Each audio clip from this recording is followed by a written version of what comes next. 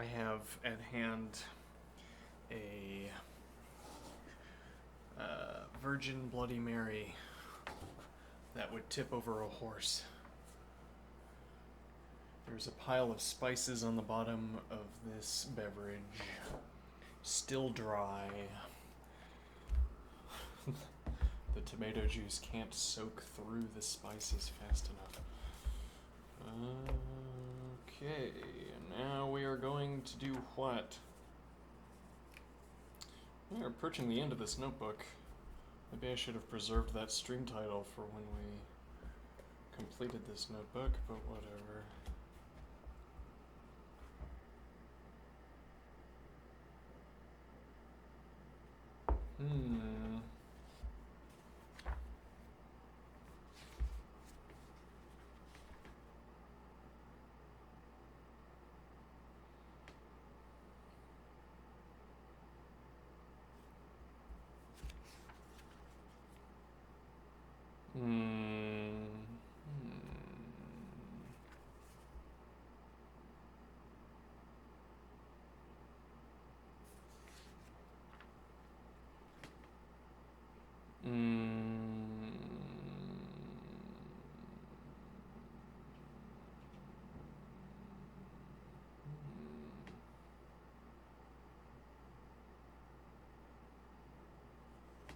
Okay.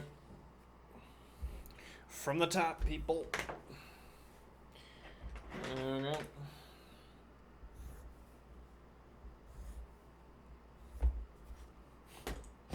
Isn't this a slower way to memorize all of the content? Alright, so x is an element of a by b if and only if x is an element of b by a. Okay.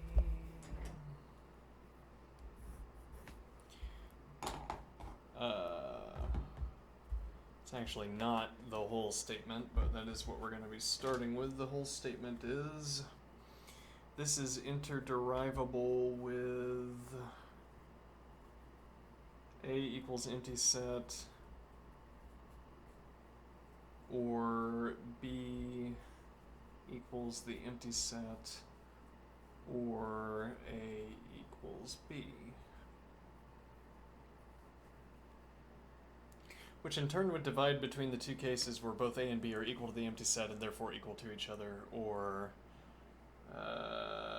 something else. Alright, theorem 99. Okay. So, what do I want to do with this? I want to say... Right, I want to go in the same direction we went yesterday, I think. What are we going to do in that direction, though?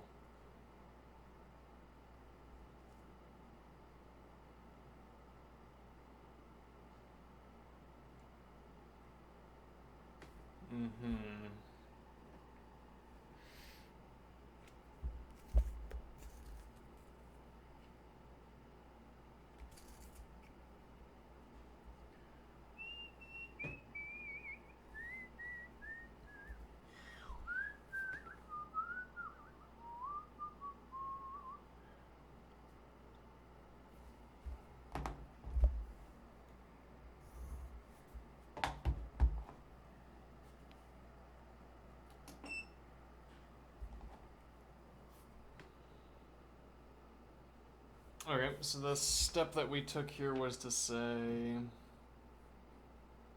This is the same thing as saying y is an element of a and z is an element of b and the ordered pair x, and x is equal to the ordered pair yz.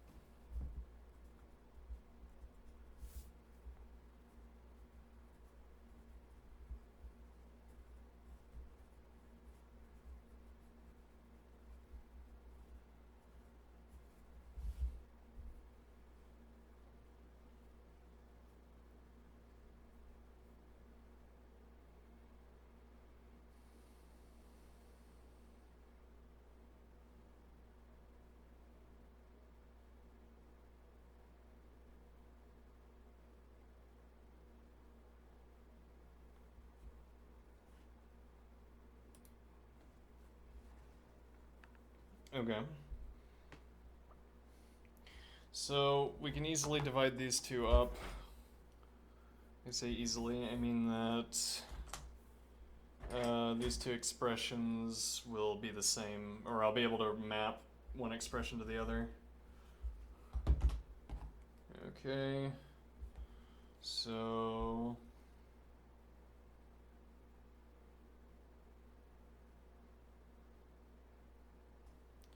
what is this telling me? Well, so x is an element of A by B if and only if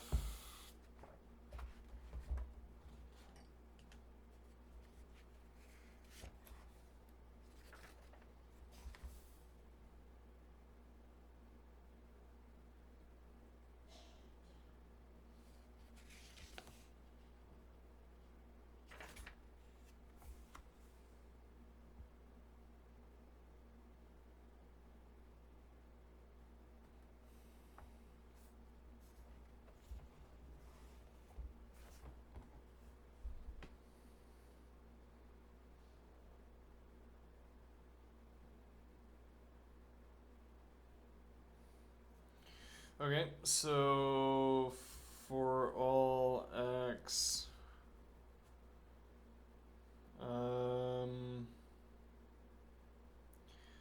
x is an element of A by B if and only if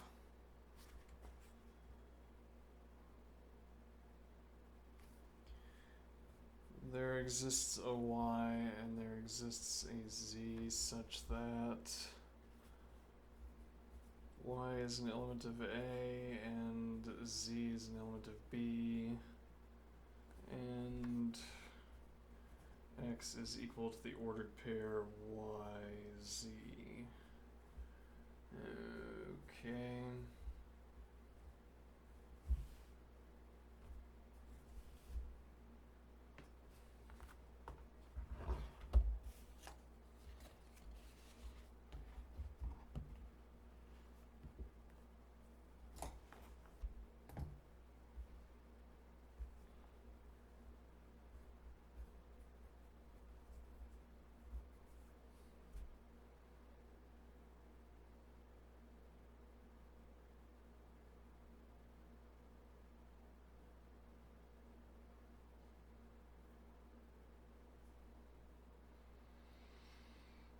Alright, so for all x,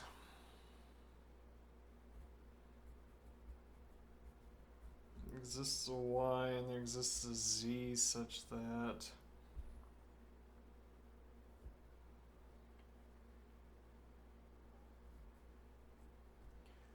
y is an element of A and z is an element of B and x is equal to the ordered pair y, z.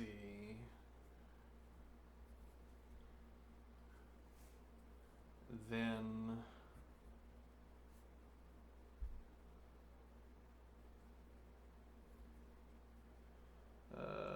z is an element of A. Yeah, okay, z is an element of A and y is an element of B and x is equal to the ordered pair y, z. Okay.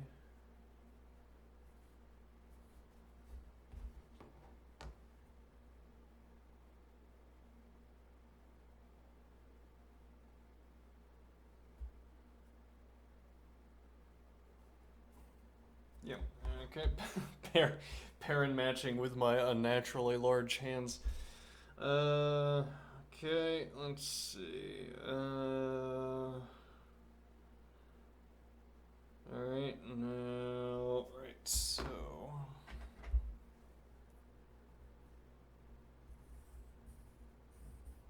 I think this is the correct quantification.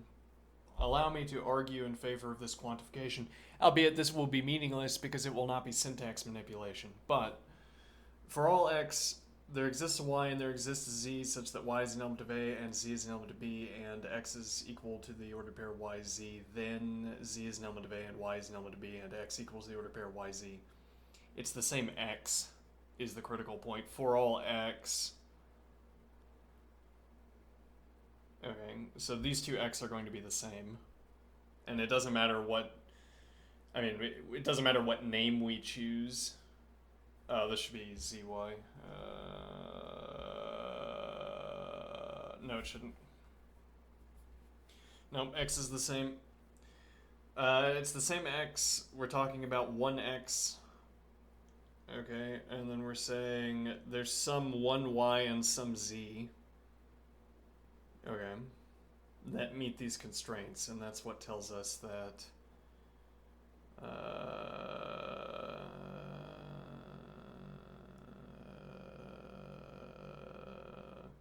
well, I don't know. This is the correlate of this if-then expression, so I am asserting. Alright.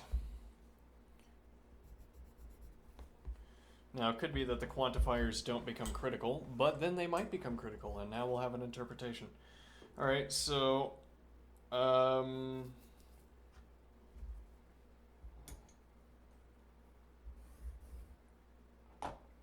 that should, yeah, I guess it could be green still. Okay, let's do that. So that insight that we had while spectating the Women's World Chess Championship is holding valid here, and that insight was that a color ring is preferable to fixed definitions for colors.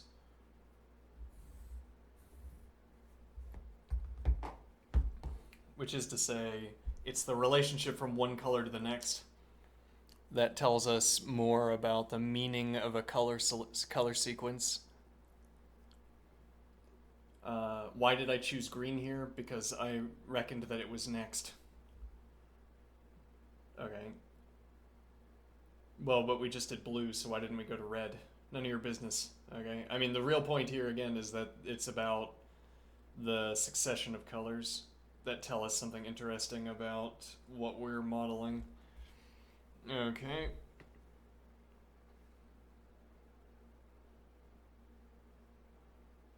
Now, but what are we trying to get at here? Well, so this is going to be not... Nope, bracket outside.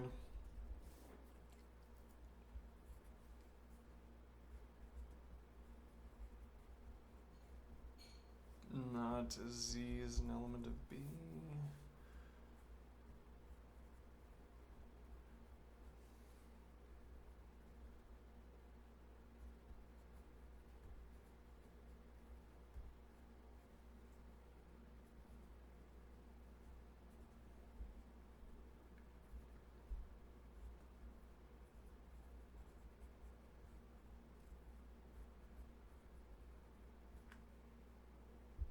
This should be or.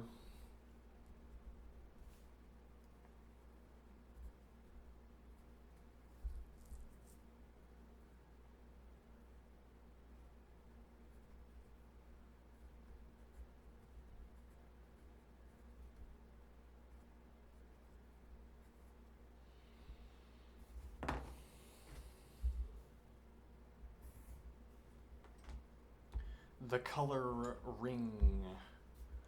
Right. We're gonna make Infinite Jests entertainment in colored arrows and colored squares. It's going to be so engrossing you'll lose your mind. Generations of talent will be lost to the arrow and colored square game. This will be the breakthrough that the entertainment industry has been looking for but didn't know it wanted. Let's see. But for now, right, so what do we want to do with these two expressions?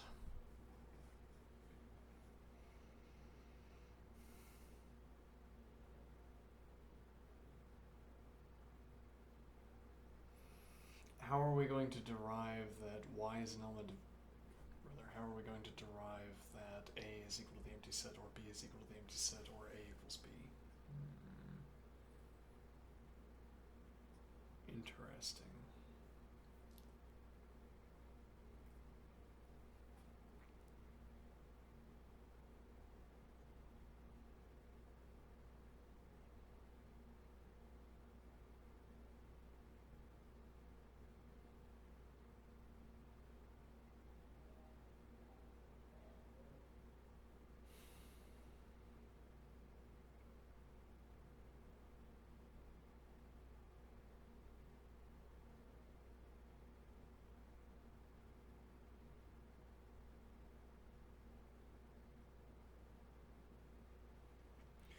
Well, up here what we did, we took,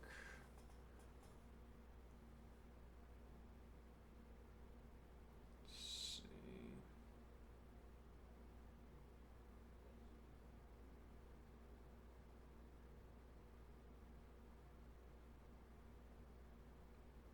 okay, yeah, hold on, let me do,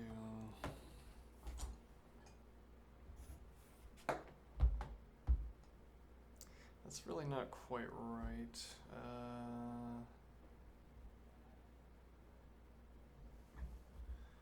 Yeah, I want some kind of separation on this calculation. So this calculation is taking each of, so not y is an element of A, not z is an element of B, and not x equals the ordered pair yz, which are taken from these three.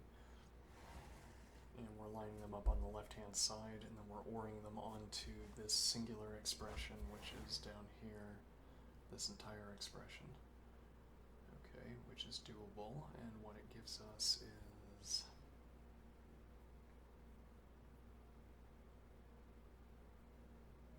well, it gives us this sort of matrix of OR expressions, each of which can be changed into a conditional expression. Which, strangely, does not allow us to prove much, because there aren't any chains of conditional expressions. It's like we could graph. Yeah, okay, actually we could literally graph this.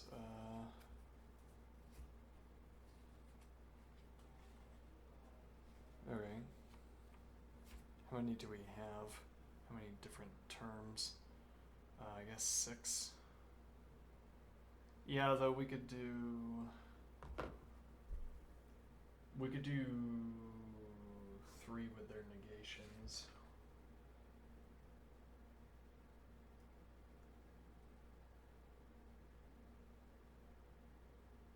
Never mind. The only one where we have something in its negation is x is equal to the ordered pair yz.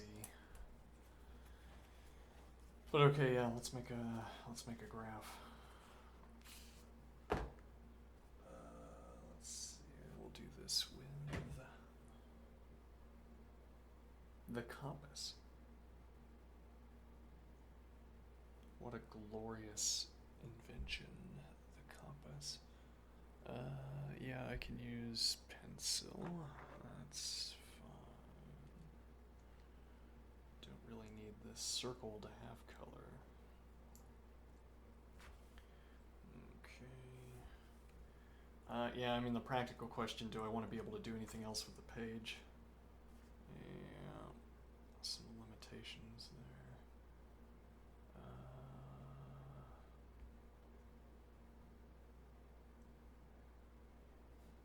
A little bit down. Okay. Okay, never mind. We're not going to be able to do anything else on the page. Over here.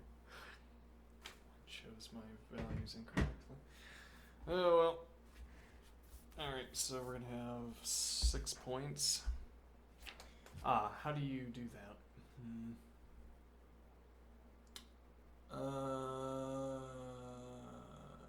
6 points, you say? Yeah, let me think here. Yeah, well, you'd want two triangles, I suppose. And, well, two triangles you can have. The question is, how do you... I mean, we could experimentally identify where we would need to place to get three equal lengths. And then we could simply rotate the triangle. This would not have this sort of... that would not have the sort of construction you might be happy with, but...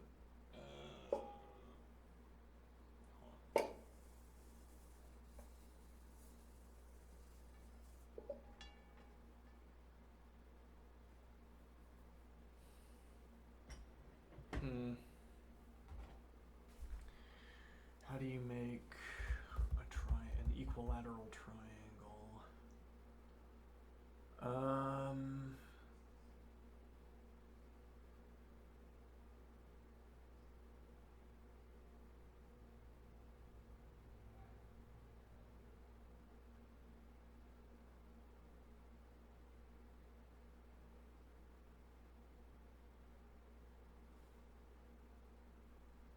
I don't know. We don't really need it. It would be kind of a fake bit of math. Yeah, but you know, get visual style points. But yeah, okay. Is there a good way to approximate it? I'll just visualize it, I guess.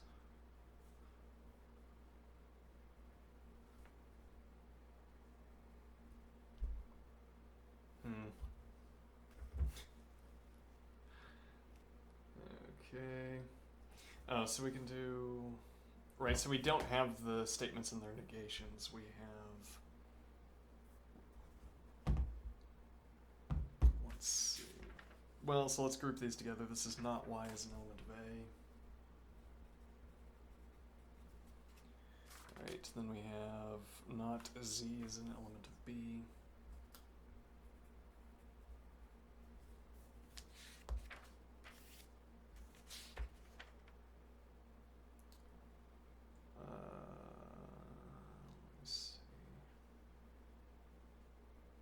No, that's not how it's working. Right, these are conditional chains, so we have, Well, nevertheless, then z is an element of B, and then x equals the ordered pair yz.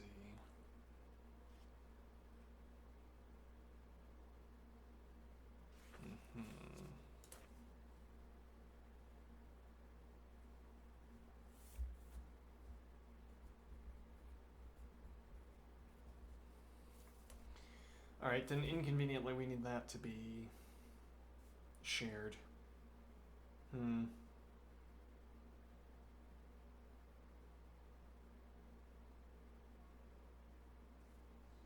Yeah, there's not an excellent way to do that. Yep.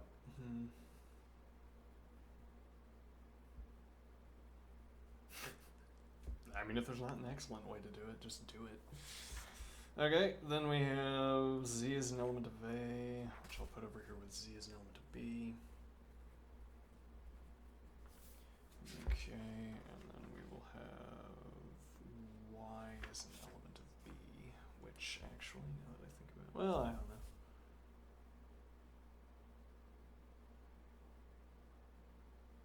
Yeah, if anything, it kind of makes sense to do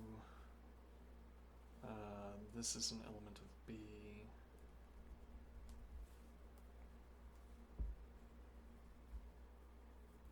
Y is an element of B. And then Z is an element of A. So that intermixes the ZY, ZY, but keeps B, B, A, A. Whereas we could have intermixed A, B, A, B, and then had Y, Y, Z, Z. Okay, now what are our conditional expressions? Y is an element of A, then Y is an element of B. Okay.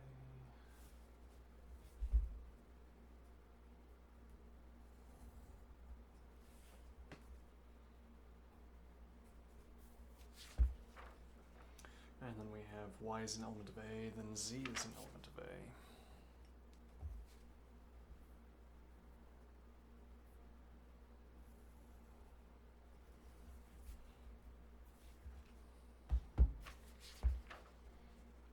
Then we have y is an element of A, then x equals the ordered pair yz. Okay.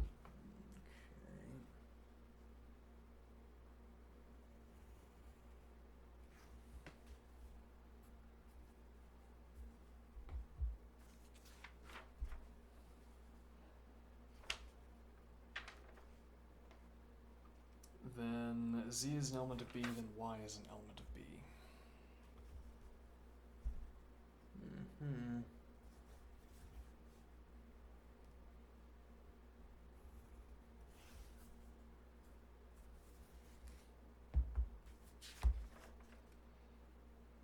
Z is an element of B, then z is an element of A.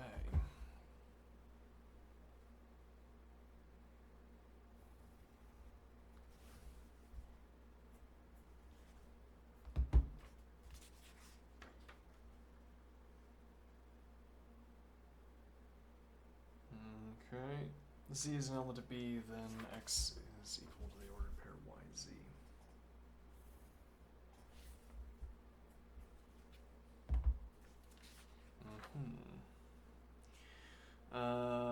And then if x is equal to the ordered pair yz, then y is an element of B.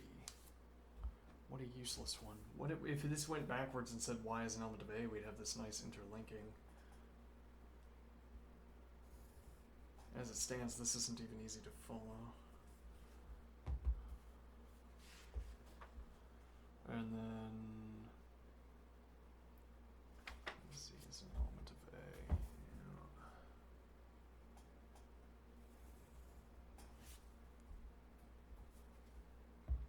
Yeah. And now this shape doesn't have any meaning. I mean, in a way, this shape could never have had any meaning because this isn't. What rule would I have to have been following when depositing these points in order that this shape could reveal something to me? Unclear. Yeah.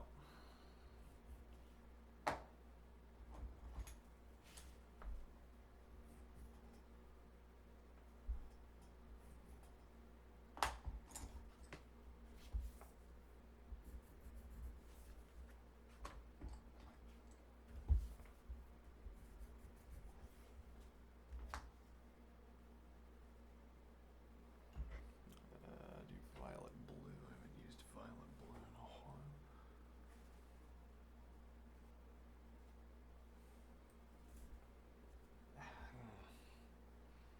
Lots of dust. Okay, let's see.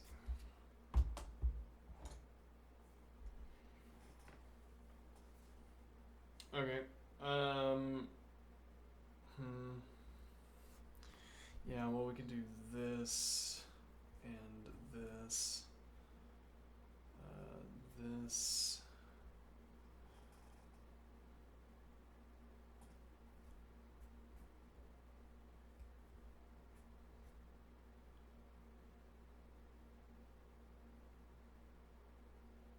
Yeah, I can't even tell. Yeah.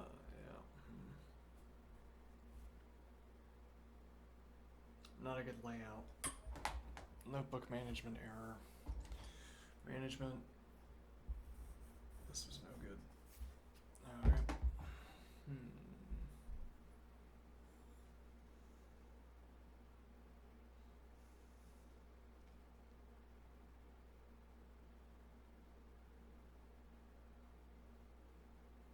But okay, let's think about what these arrows should have been meaning if they were correct. Alright. There exists a y such that if y is an element of A, then y is an element of B.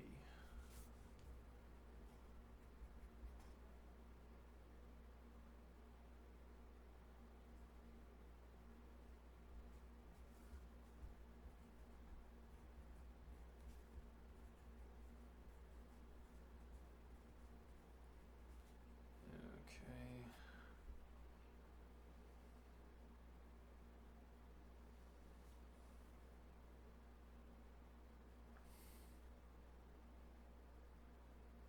Similarly, yeah, I wonder if it's useful to pick apart this statement in this way.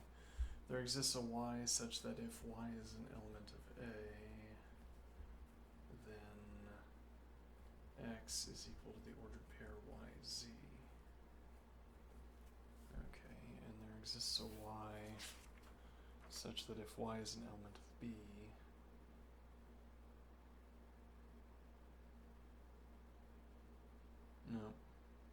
no references to y as an element of B.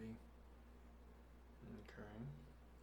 However, there exists a z, we can say, there exists a z such that, let's see, z is an element of B, then, yeah, we'll do it in the same order, z is an element of B, then, z is an element of A. Why would it do that? Z is an element of B, then Z is an element of A. Okay, and there exists a Z such that... Yeah, so saying there exists a Z... Wait a minute, hold on. Z is an element of B, then Y is an element of B. Z is an element of A. Did we miss one? Yes, we did. Okay, this... yeah, there's no way to rectify that.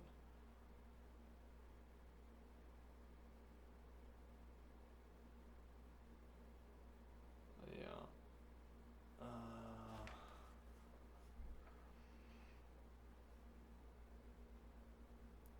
This is funny. This is this activity is like learning to use a notebook, or rather, this activity, I guess there's a content to it, but it's about, like, this could have gone correctly, and it didn't. Why didn't it go correctly? And the next time I'm wanting to write out an example, I'm not going to make whatever mistake. Well, ideally, I wouldn't make the same mistake. So y is an element of A, then y is an element of B, okay. Y is an element of A, then Z is an element of A, yeah.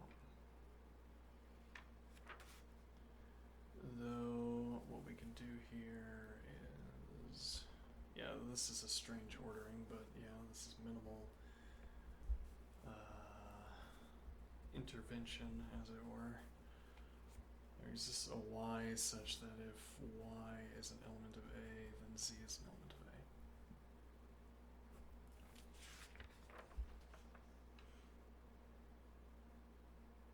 A. Okay, but I want to say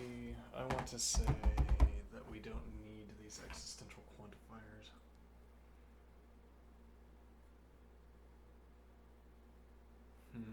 I want to step away from the existential quantifiers because I want these letters to be literals, as it were. I want there to be no ambiguity that the y and the z are supposed to be the same, that y is the same in both cases and for all of these expressions. How do I know that, or what does that mean?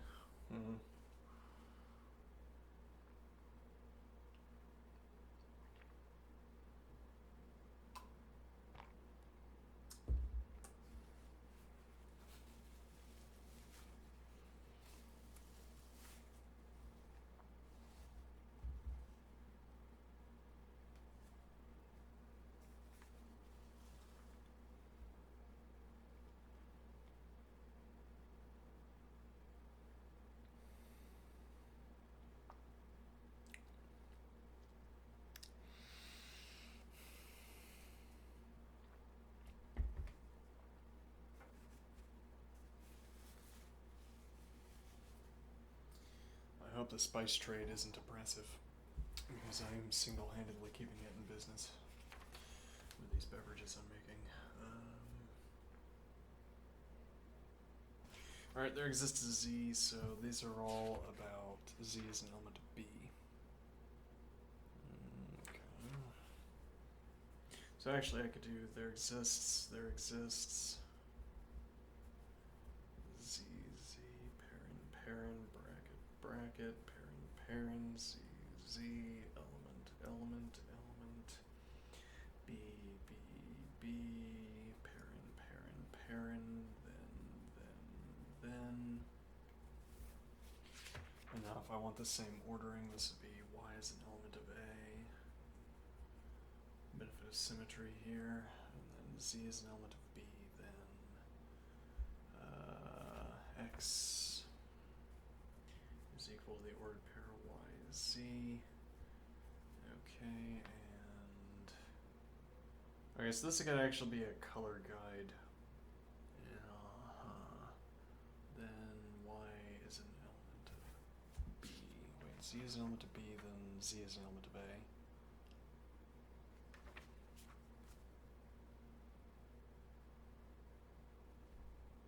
Oops.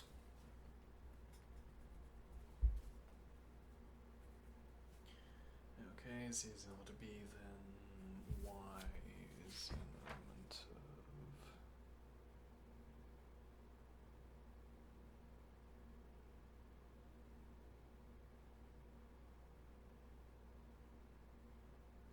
Okay.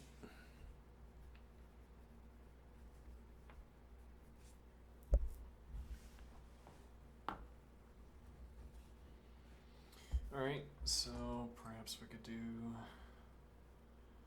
so Y is an element of A.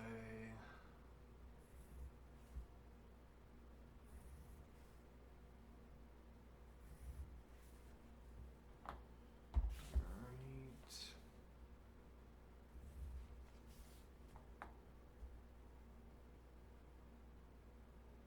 I made a mistake. Yeah, that's a pretty bad one, actually. I can't correct that with colors.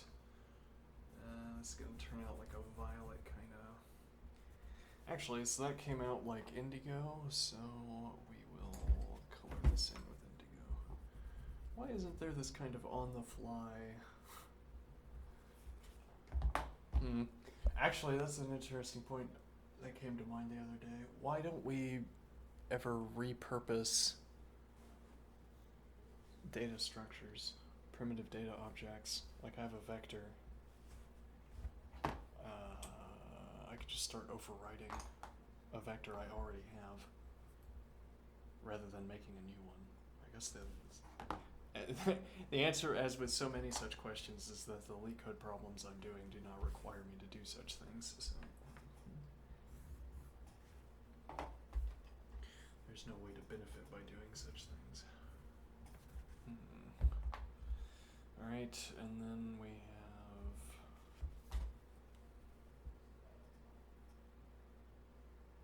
yeah, so I want to say here that ask here, what would we get out of a pattern? Like, am I trying, for instance, to elicit a pattern? Am I checking to see whether a visible pattern emerges from this process? Because I think that would be dubious. What do I mean? Like, it would be the act of a numerologist to believe that. Well, like if I said, look at this shape. That's what this set expression has been about the whole time. It's this shape that emerged from this circle. Well, actually, in a way, that is the graph that emerges from this circle, but the shape is irrelevant. The shape is just a byproduct of how I deposited the points. That this whole expression has been about the graph is a more plausible expression. The abstract graph, which is merely the nodes and the edges. That's a more plausible expression, but more plausible assertion, rather. What makes these implications? Why do I think these conditional expressions are modeled by a graph?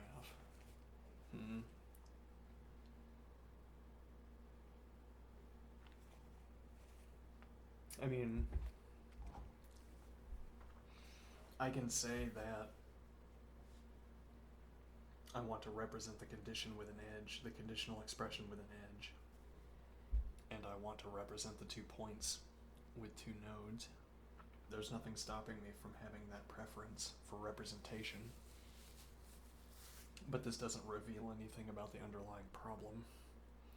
Yeah, but I mean, what does a graph ever reveal about an underlying problem?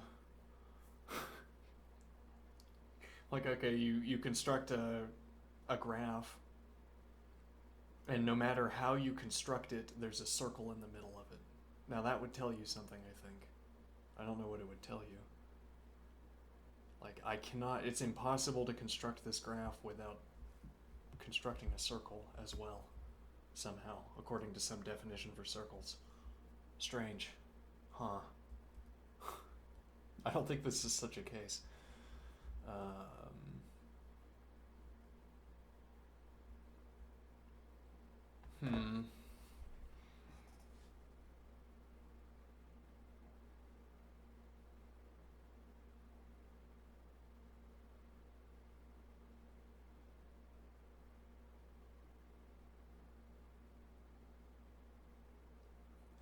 Maybe we should make the point here. So the original expression is that for all x,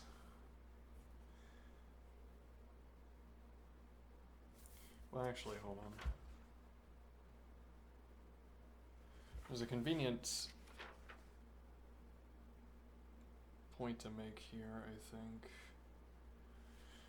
Actually, hold on. If x is equal to the ordered pair yz, we could cash out that expression, maybe. That's something I've been putting off, but that's a routing we could try to take here. So what do I mean?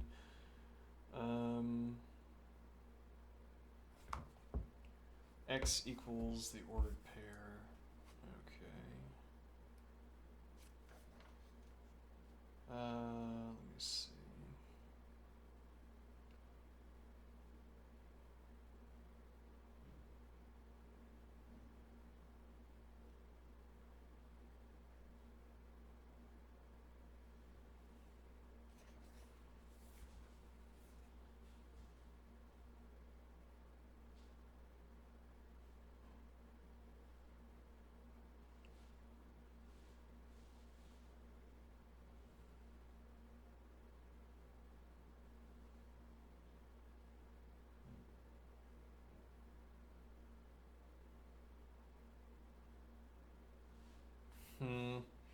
Actually, maybe we're supposed to use Theorem 97 now that I'm looking around. So we have Theorem 97, the ordered pair x, y is an element of A by B if and only if x is an element of A and y is an element of B. Okay. Now what is the idea?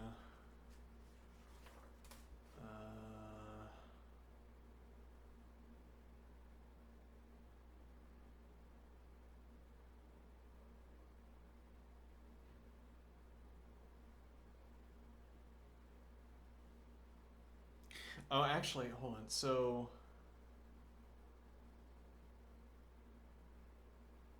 interesting. So what we're trying to prove is that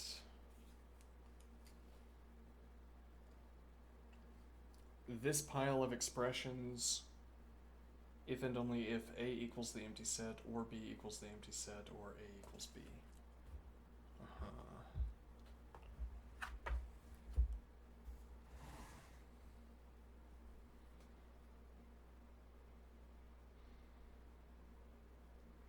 Notably, if I say that A is equal to the empty set, this antecedent would be false. Actually, all 3 of these antecedents would be false, making all 3 of the statements true. Though, I issue this warning again, I still don't understand what it means when I say that these statements are true. And this isn't like well, I mean, maybe it is some kind of philosophical point, but I don't think of it as a philosophical point. I don't understand when we say, like, the antecedent is false, the entire statement is true. Okay, well, I extracted this entire statement from, these are all anded together, interestingly. Okay. Well, so if y is an element of A is false, these statements, all three of these are false. Similarly, if B is equal to the empty set, all three of these are false. And then if A is not equal to B, I'm not sure. I'm not sure what we would get out of that. Huh.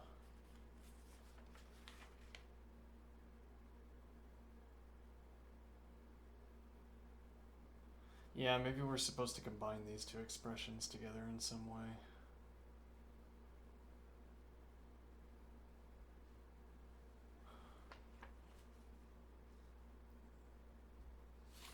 What do I mean? So,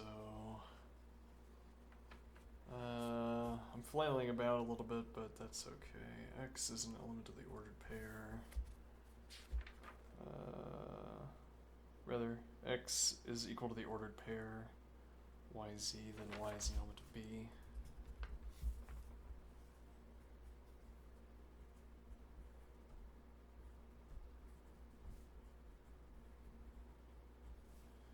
Okay, and I'll put brackets around that actually, though that was a good open parent. Let's see.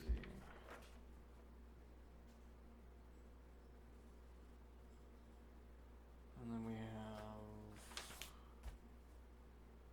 and X is equal to the ordered pair YZ,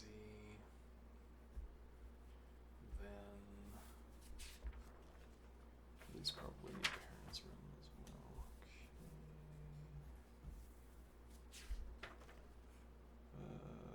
Z is an element of A.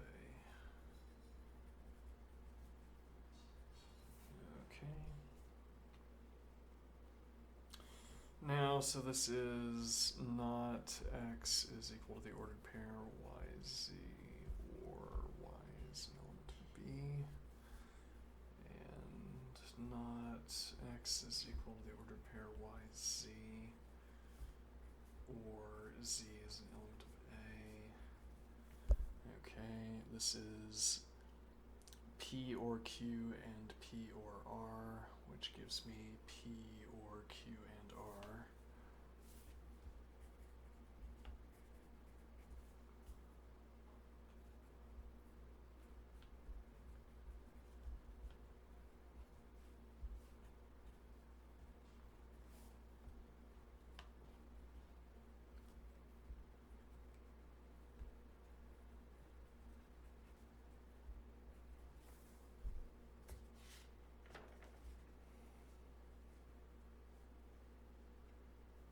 Whence this asymmetry?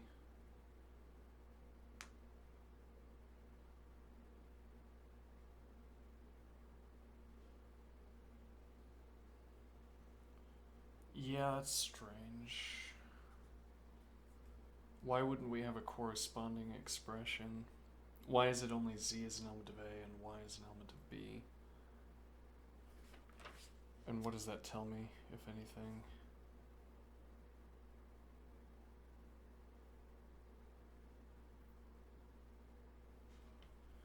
Well, so this gives me if and only if X equals the ordered pair YZ, then Y is an element of B and Z is an element of A.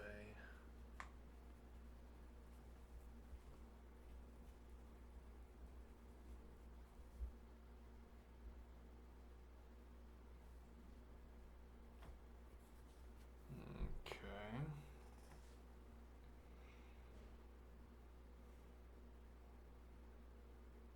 Is that the point, I wonder?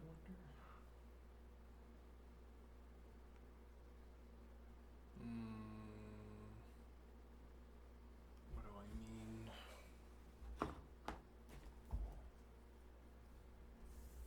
Not clear what that goldenrod means. Let's see.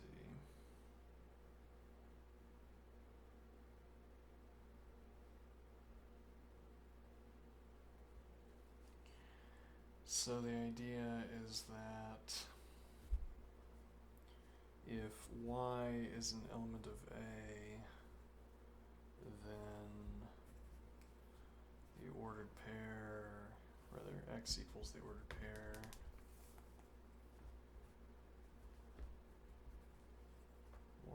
yz, then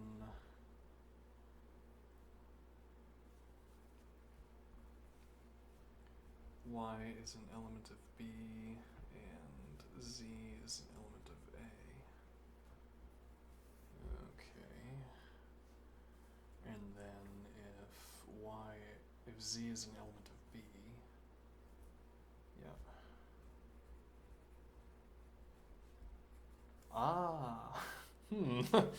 I don't know what that means, but I'll take it. Alright, then x is equal to the ordered pair yz, then let me see here, y is an element of B and z is an element of A.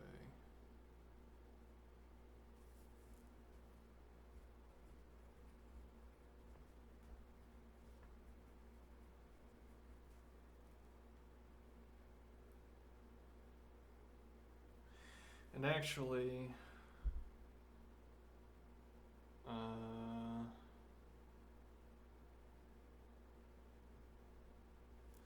yeah, we could put big brackets around this. Let me see.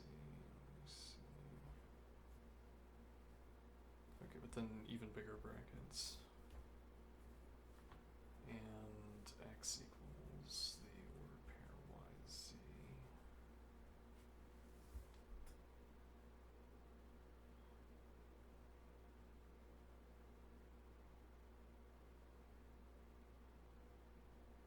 I think that's not quite the right grammar here.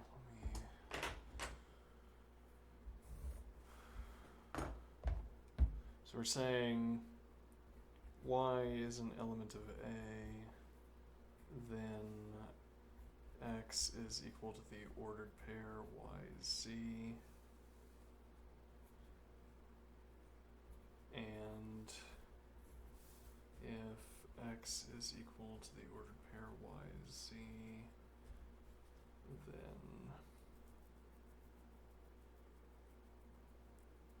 okay, yeah, then we wouldn't need the and.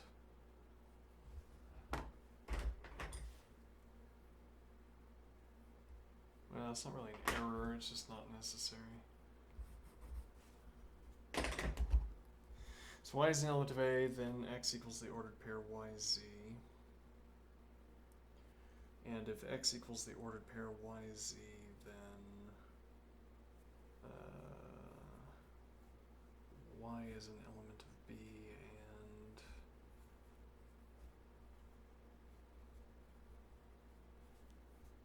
and z is an element of A. Okay. And now similarly, we're going to get z is an element of B, then x equals the ordered pair yz, and x equals the ordered pair yz, then, wait, why did I need, yeah, I over bracketed. That outer bracket was a little bit poorly drawn as well, but that was not the reason why we erased it. Alright, and this is also excess bracket. Alright, x equals the ordered pair yz, then y is an element of B,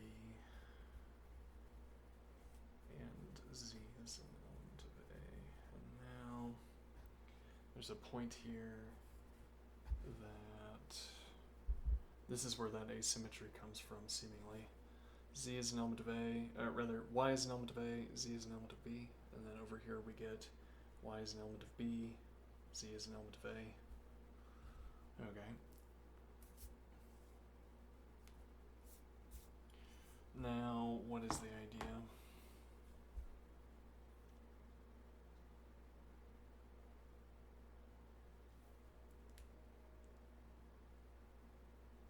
So suppose there exists a y such that y is an element of A. Okay, then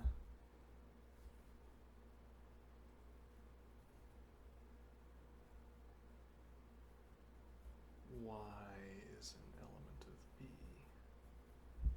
Okay. Suppose there exists a z such that z is an element of B. Then z is an element of A.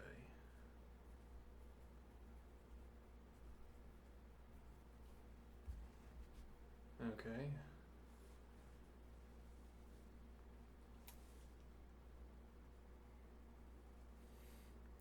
Which is akin to saying that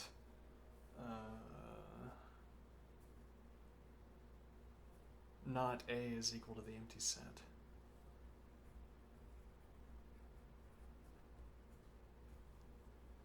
Then y is an element of B. Okay. And not B is equal to the empty set, then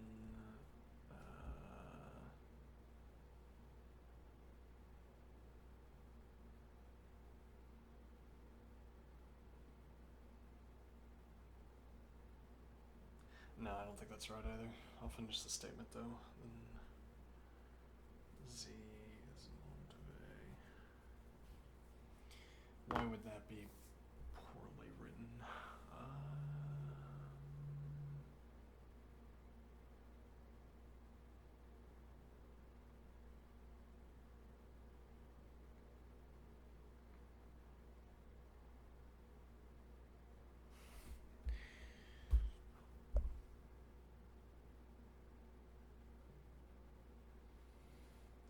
I mean, if anything, what I could say is that if y is an element of A, then y is an element of B, and not A is equal to the empty set, but I'm not sure what we gain by this. Alright. Dropping the ball. Yeah, I'm going to drop the ball here, and we're going to call that an error, and we're going to say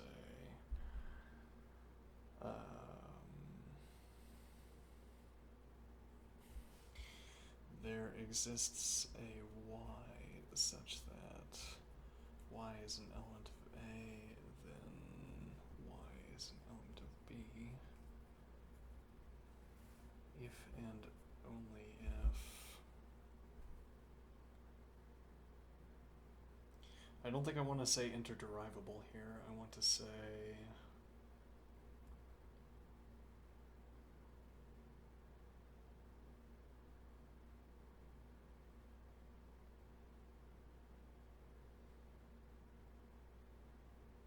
well, yeah, maybe I do want to say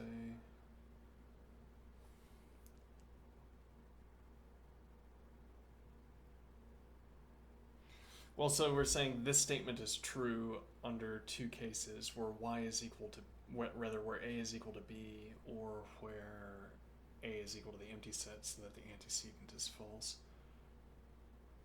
Okay, so then we're saying there exists. Okay, I'm not sure what to do with this. I don't know what to draw around it either. A tiny perfect circle. Perhaps that is the symbol we've been looking for. The circle, a symbol of confusion, as opposed to the triangle, a symbol of knowledge. Right, sure. There we go.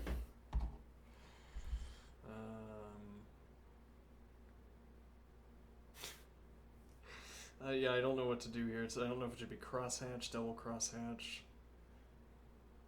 I'm lost. But whatever we place here, there's some connection between this expression and saying A is equal to the empty set or A is equal to B.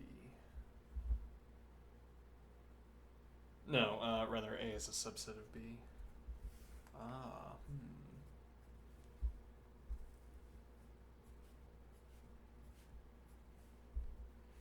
Okay, and now if I say there exists a Z such that Z is an element of B, then Z is an element of A, if and only if B is equal to the empty set, or A is a subset of B. Okay.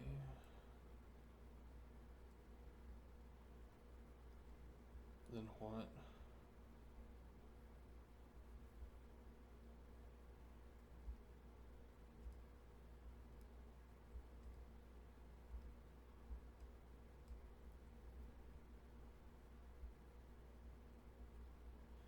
No, that's not quite right. Saying there exists a Z does not give you subset status.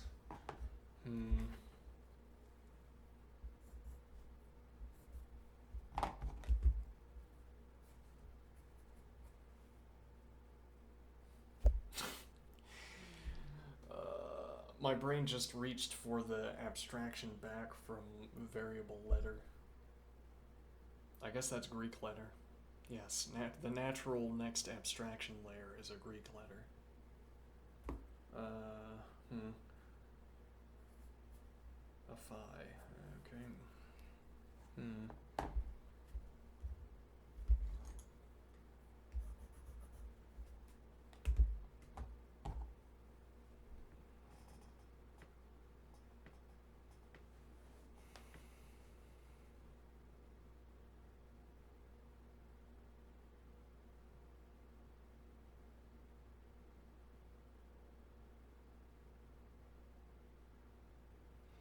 Yeah, I don't know what this is going for.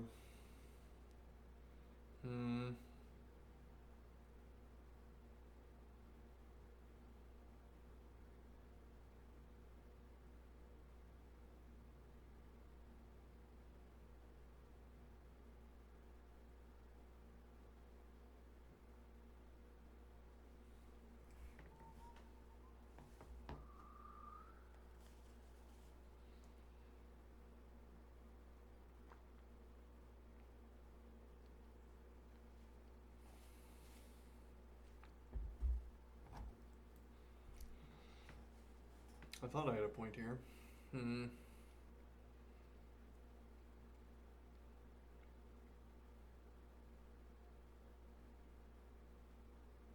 Well, actually, maybe what we could do here is...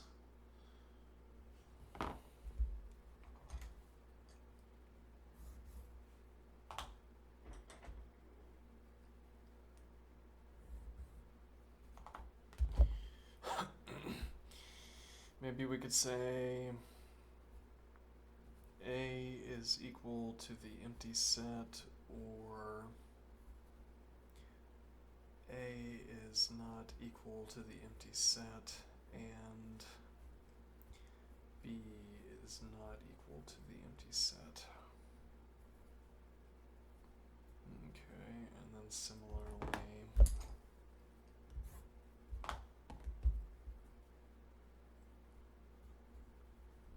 B is equal to the empty set, or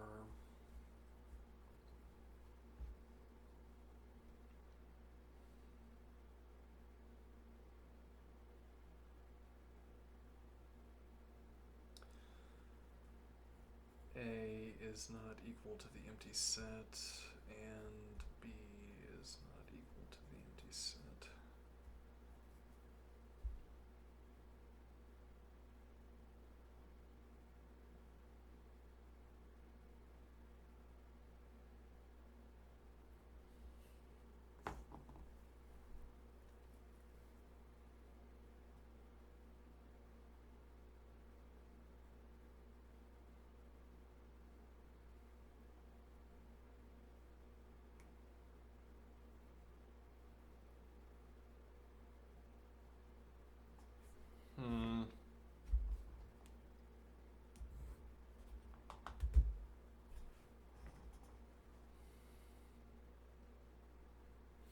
Well, so again, we'd be getting the truth of these two expressions by the falsity of their antecedents.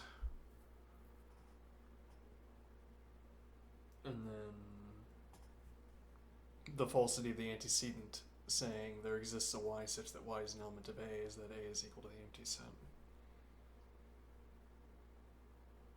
Okay. So either A is equal to the empty set, or neither A nor B is equal to the empty set.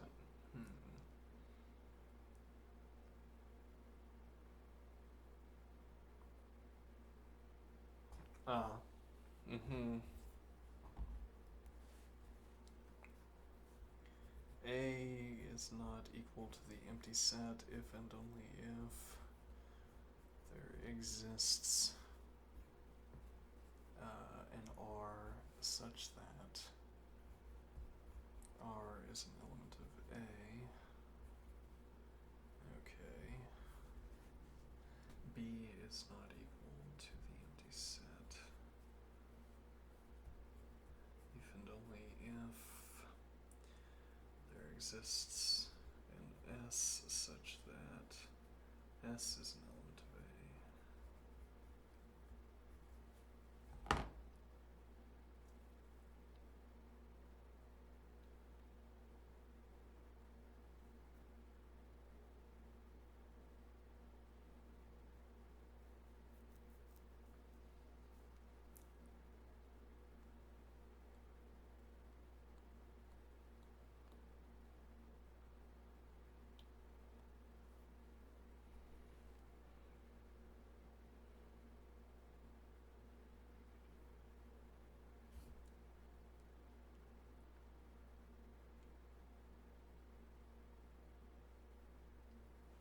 So what is the idea here? This is how we get our chain. This is how we get our loop.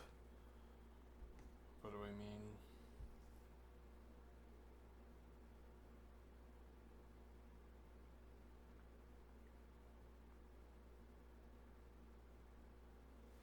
I need to lay this back out again. Okay.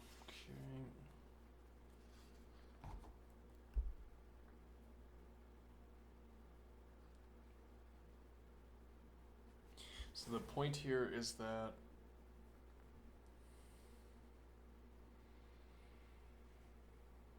these two statements, both of which have to be true, incidentally, these two statements are true under the condition that A is equal to the empty set for the first expression, B is equal to the empty set for the second expression.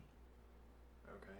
However, if either of these is true because there exists, if either of these is true, both are true. Rather, if either of these are true because there exists a y such that y is an element of A and that element y is an element of B, then we know that there exists a z such that z is an element of B, and then we know that there exists a z such that z is an element of A. So this is our loop.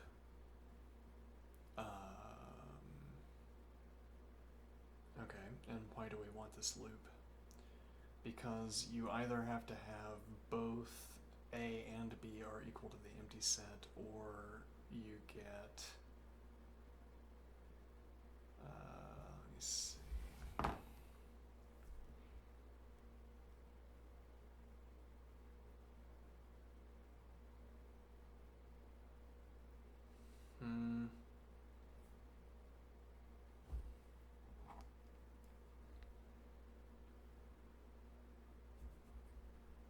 A is equal to the empty set, and B is equal to the empty set,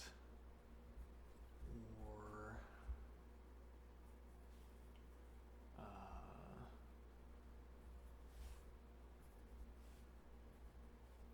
A is not equal to the empty set, and B is not equal to the empty set. Okay, which is notably, these are not negations of each other.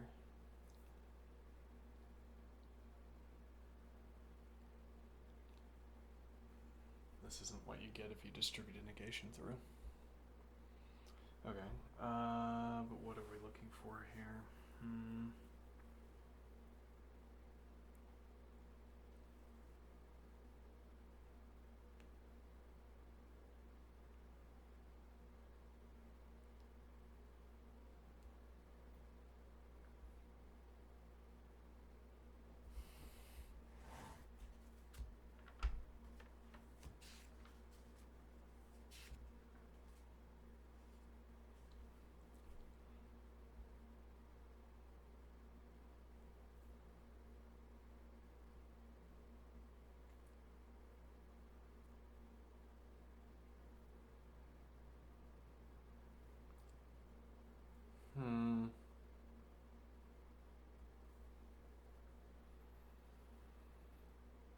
A is equal to the empty set, or B is equal to the empty set, or A is equal to B.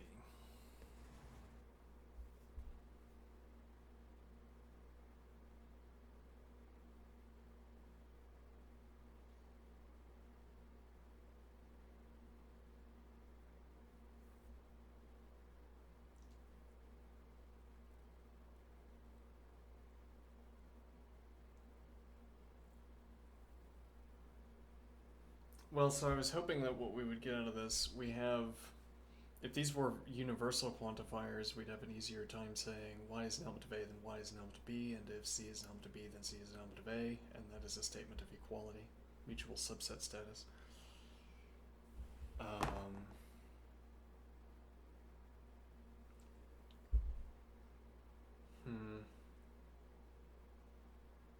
But we do not have the universal quantifiers. We merely have the expression that there exists a y and there exists a z.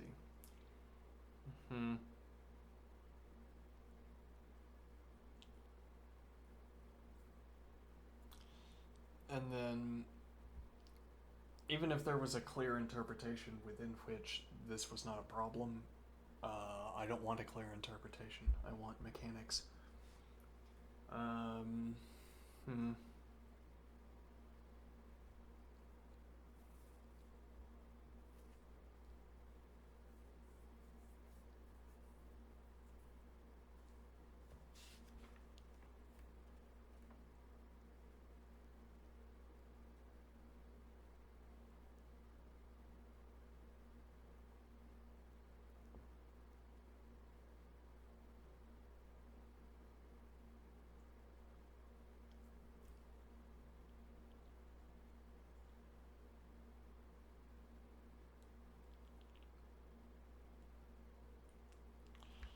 Oh, that's a little bit anticlimactic. What time is it? Yeah, I guess we'll switch over to calculus.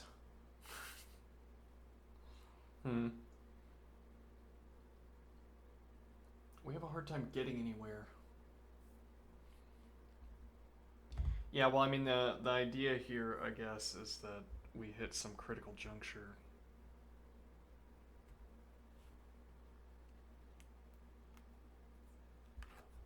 We hit some critical juncture, and then we zoom through the remainder. We just speed run the remainder of the book. Like, once I actually understand what's going on, then we'll just cruise right through. That has not happened yet. Nope.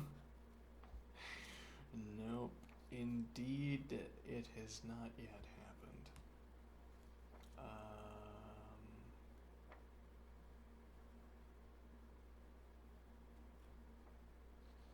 For some reason, all of these theorems and definitions have a dagger next to them. I guess it's because they're not mechanically derived. That's going to be an interesting switch.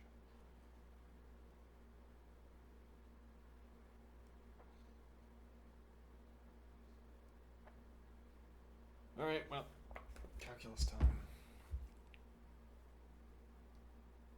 First, I'm going to take a break. I'm going to step away. I'll be right back. Anybody in chat?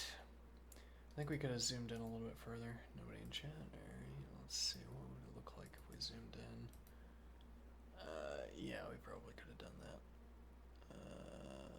Well, alright, be right back.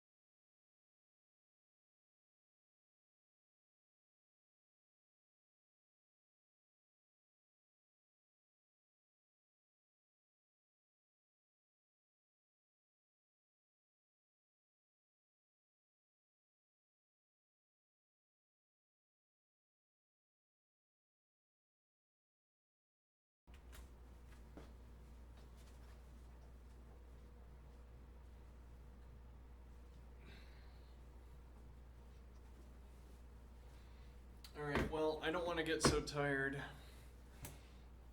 that I can't elevate my heart rate. So we're gonna see if I've made good on that preference.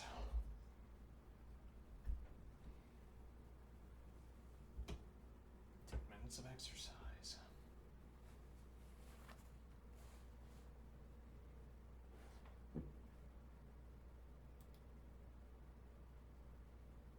And then calculus.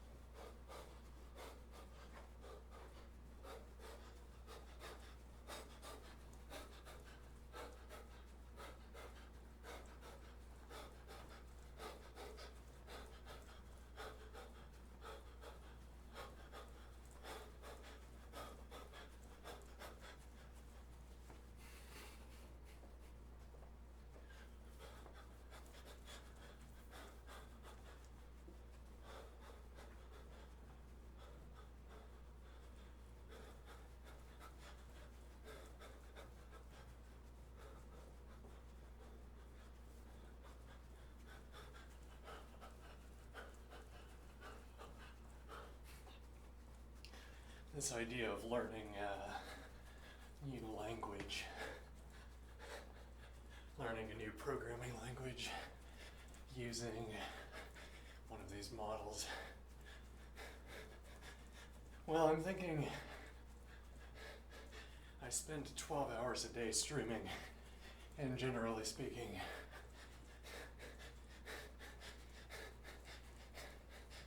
no one to talk to. This kind of stream is ideally complemented by a model to talk with. 12 hours, 3, 5, well, yeah, about 12 hours, 11.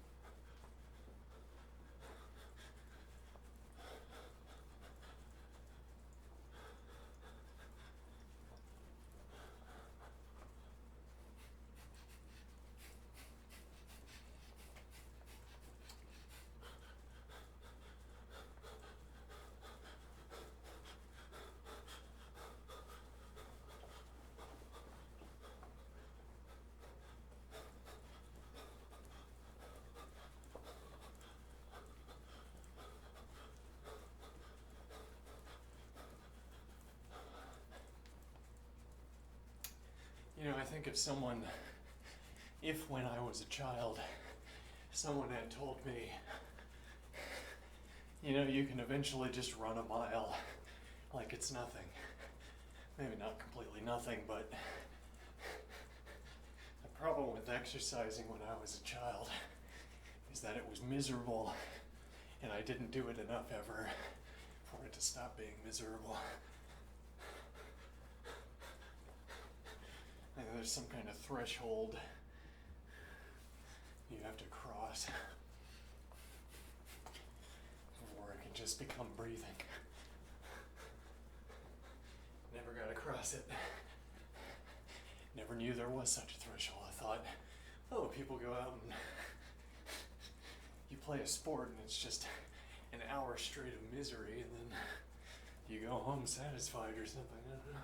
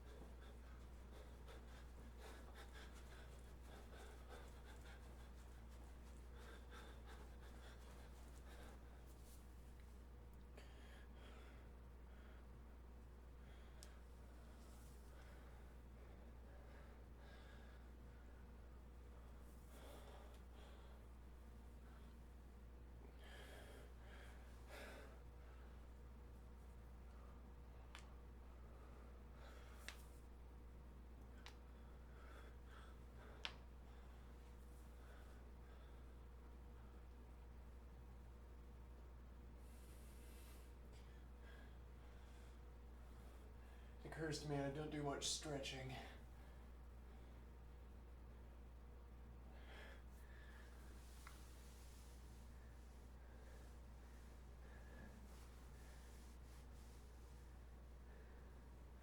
Yeah, well, I only have 10 minutes. I only have 10 minutes in which to exercise, so stretching gets a low priority.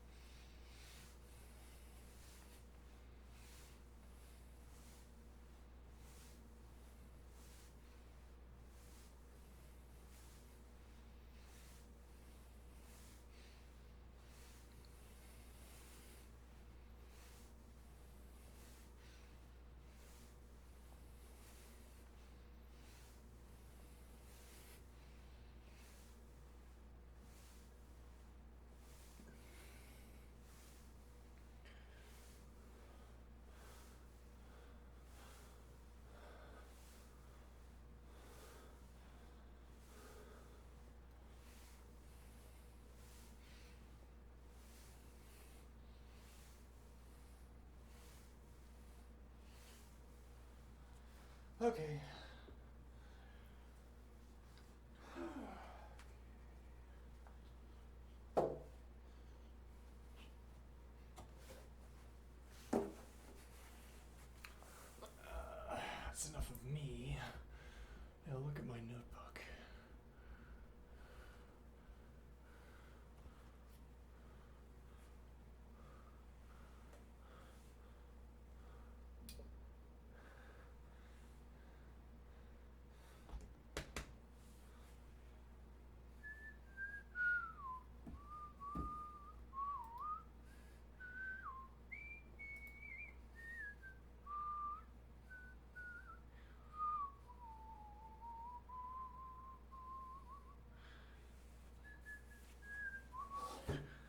Yeah, I don't like this kind of drawing. I don't like it.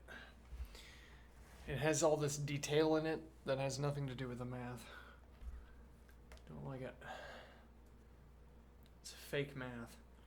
It's like the kind of thing you'd put on a sheet of paper if you were faking it. I'm not trying to fake. I'm trying to real. Okay, let's see.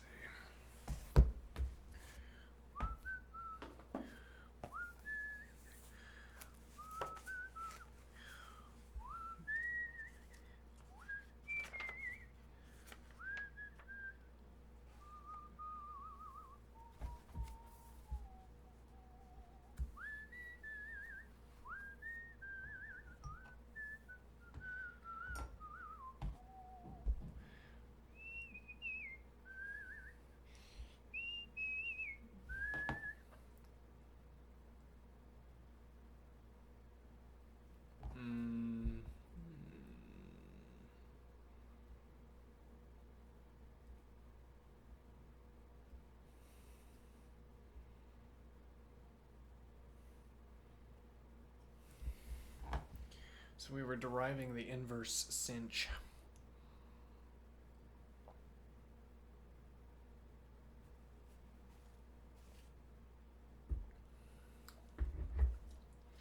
Okay.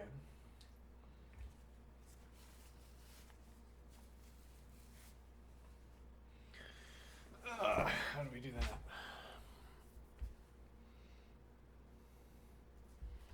So we start by saying the inverse sinh of x is equal to the inverse sinh of the sinh of y. Or rather, if y is equal to the inverse sinh of x, then y is equal to the inverse sinh, okay, of the sinh of y. So a way of phrasing that would be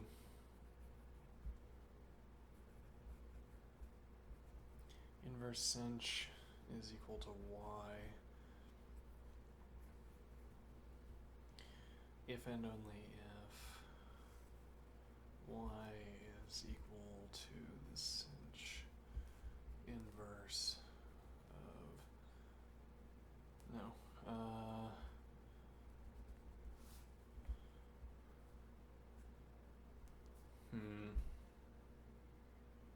yeah, okay. The sinh inverse of the sinh of x, okay, and then we want to say, so I want no crosshatch. Maybe crosshatches mean something different in calculus.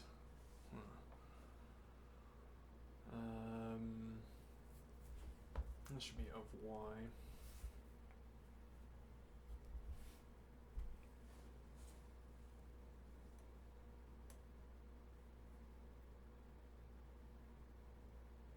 I'm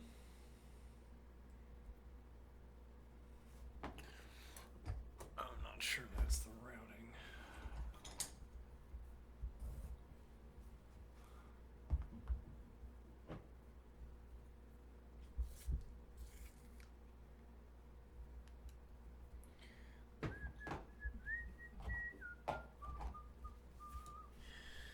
Alright, so then what is the routing? Well, y is defined to be equal to, well, yeah, that's interesting. We don't want to say that this isn't a definition that goes both ways. So if I say y is defined to be equal to the sinh inverse of the sinh of y,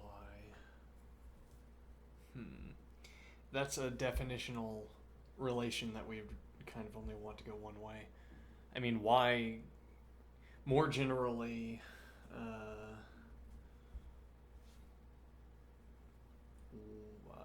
yeah, again, we'd want to say the f inverse of f of y is equal to, is defined to be equal to y.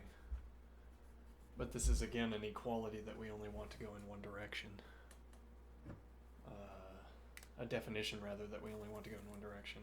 I don't define y to be the output of the inverse of a forward function, inverse of a non-inverted function. Hmm.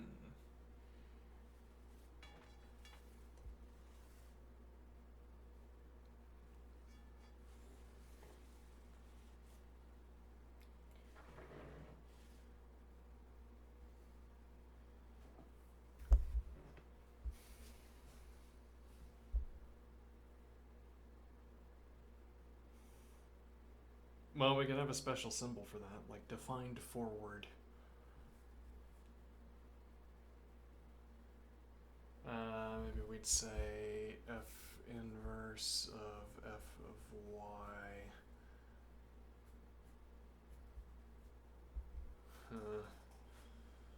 I was kind of thinking.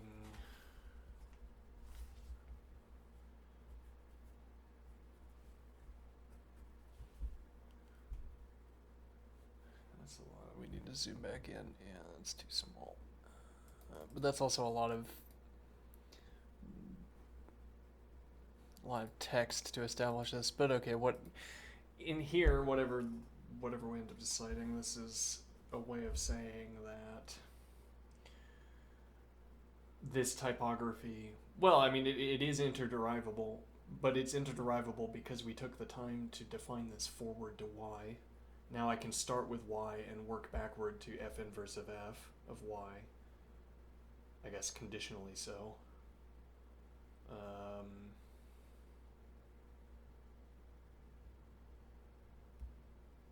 Well, no, if we say f means function, then it would not be conditionally so, because we would begin with a function.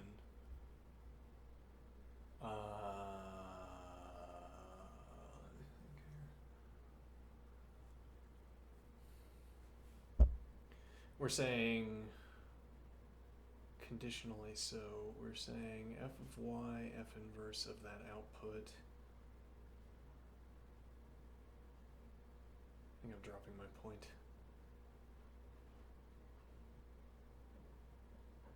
It's not so big of a problem. Okay, well, whatever. This is interderivable, though mostly, again, because we define this forward, and then incidentally we get the backward definition from this. But okay, so y is equal to the sinh inverse of the sinh of y. Okay, so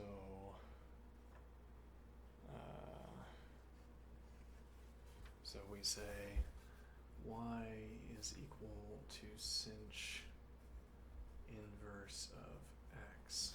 Okay, that's assume, which I am going to do with this.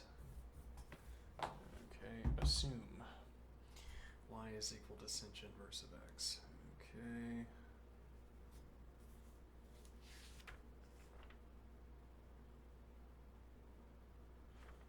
And now I want to say y is equal to the sinh inverse of the sinh of y,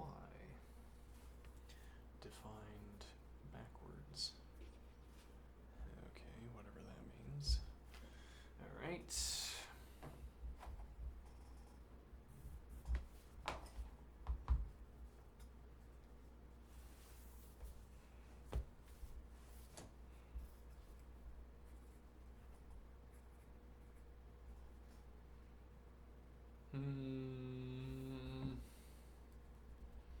Again, it's not so clear what cross-hatching is supposed to mean here.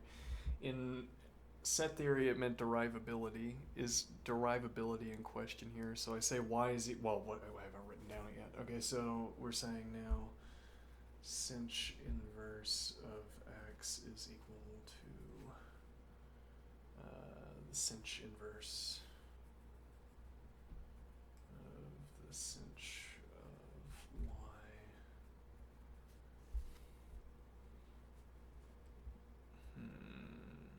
Is that derivable? Well, we immediately butt up against the transitivity of equality. Okay, where these extra symbols around the equality don't change the mechanical status. I mean that every of these equalities is still a mechanical equality. We have some additional characteristics that we wrap around the mechanical equality. Okay, is this derivable? No, but again, I'm saying that we immediately go back to this rule of the transitivity of equality, or I'm not sure what phrase we'd want to say this. Say is this. So I want to say it's not really derivable, it's because we immediately resort to a rule, a definition, as opposed to using rules for syntax manipulation. Okay, fine. Well, anyway, then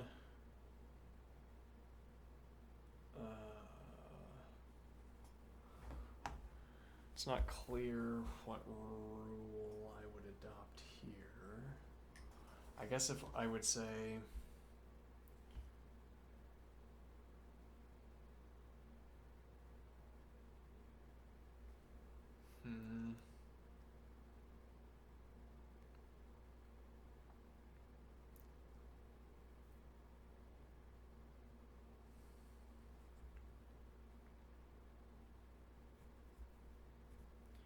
for all x and for all y, f of x equals f of y.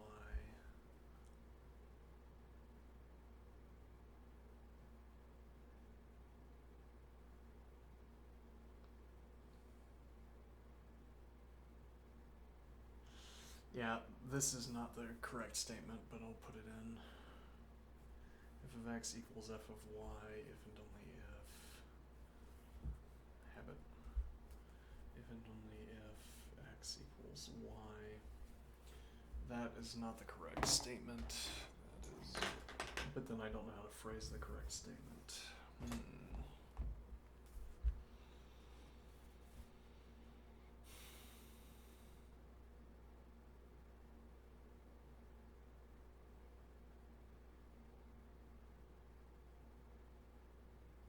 Well, so we get x equals y, then f of x equals f of y.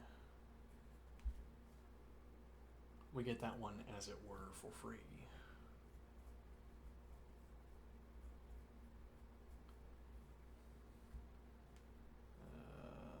Okay, what about in the other direction? F of x equals f of y, then x equals y. No, we do not get that one.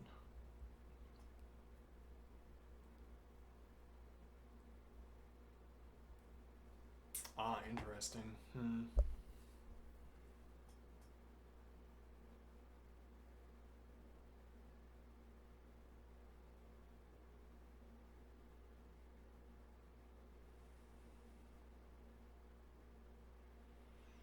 What's interesting here? Well, let me see.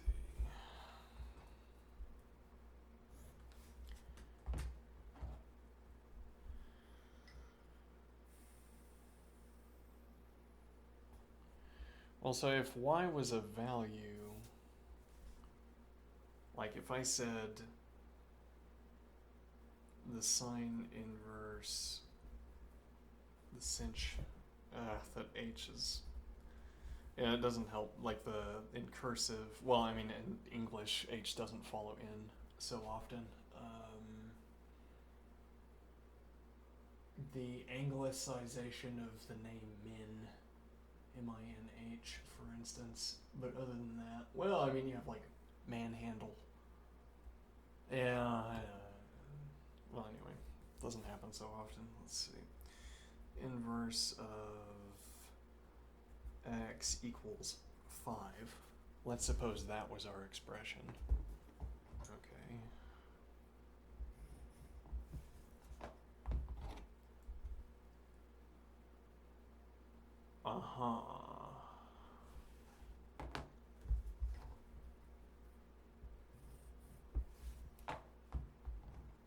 And then I said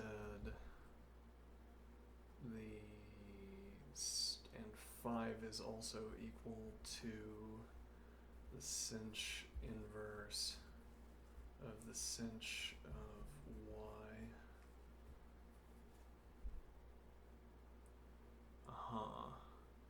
So, because we have the transitivity of equality, we have... Oh, rather this should be 5.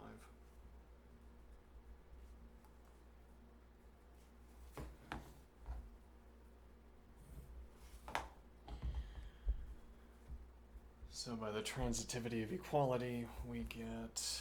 Well, okay, we can do and...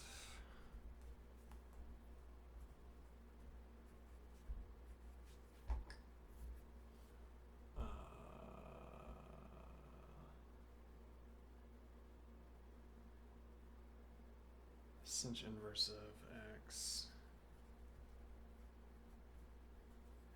is equal to the sinh inverse of the sinh of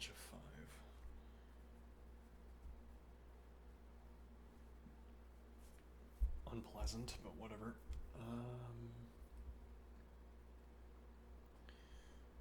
Now what is the idea?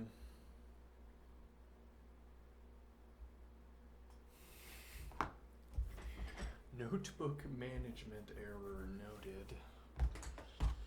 Okay, now instead we're gonna have, let's see, a sinh inverse of x is equal to the sinh inverse of the sinh of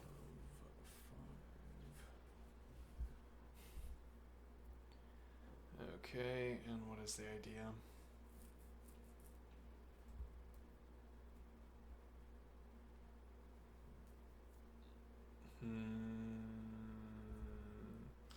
So yeah, I mean we get this forward conditional expression, as it were, for free. This is out of merely the definition of a function, but we don't get the reverse. We don't get that f of x equals f of y, then x equals y. We do have that if we have a one-to-one function, but then, as it were, only incidentally, I'd want to think. What do I mean? So if I have e.g. x squared. Oh boy, how effectively can I draw that? How much have you practiced your x squareds? Let's see. That was okay. Now, yeah, but if... can we do, like, interesting. Really flipping things on their heads and still failing. Yeah. Oh well. Okay. Alright, so if I have x squared, for instance, it is not the case that, so we have a function, yeah, but it is not the case that when let me see here.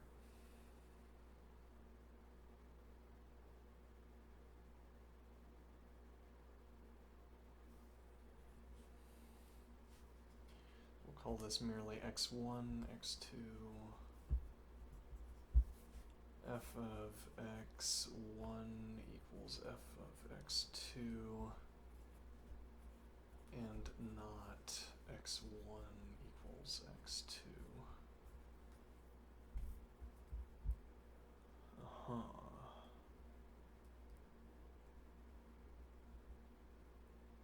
Okay, and then if we wanted instead a x cubed function that is one-to-one.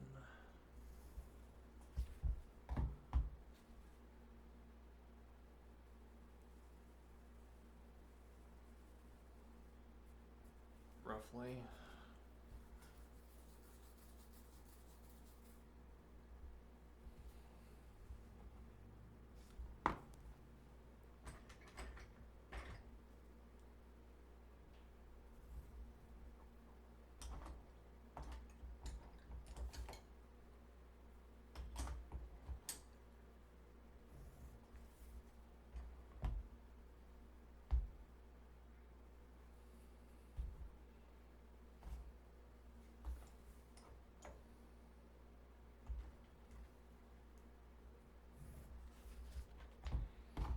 Okay, and what is that telling me? Now it is the case that f of x equals f of y, then x equals y.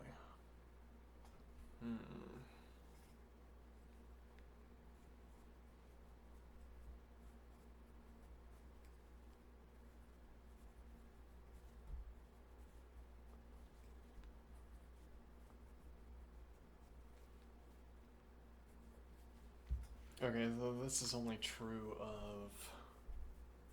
Yeah, this has limited applicability. Yeah, I guess we'd want to find a way to restrict this more. We'd want to say... clear, I guess.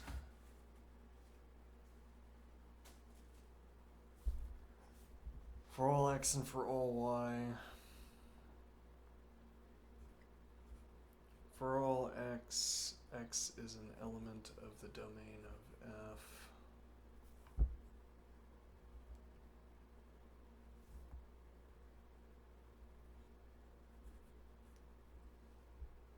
Okay, and for all y, y is an element of the range of f. Okay, now we're going to need to start putting our quantifiers in brackets.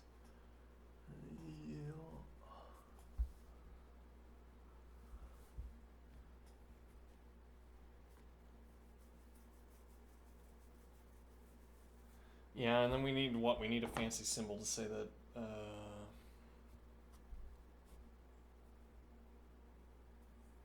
well, okay, it might be f of x equals f of y, and f is 1 to 1.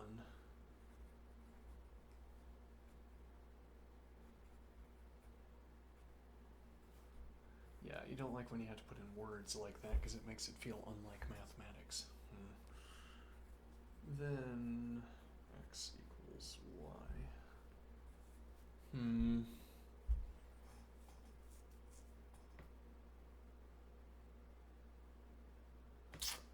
This wouldn't be range, this would also be domain.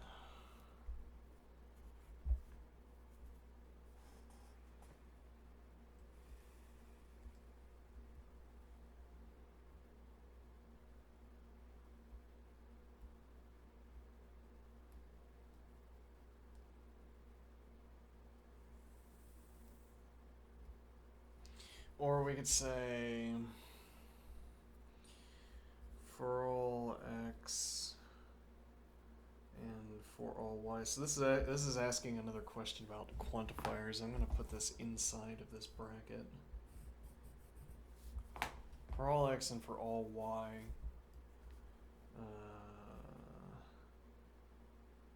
Okay. Well, actually, this bracket's meaningless. Well, not. We don't need this bracket because we're just not going to include the second clause inside this bracket.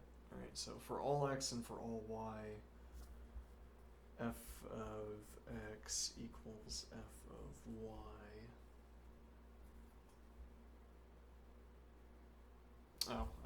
Then x equals y.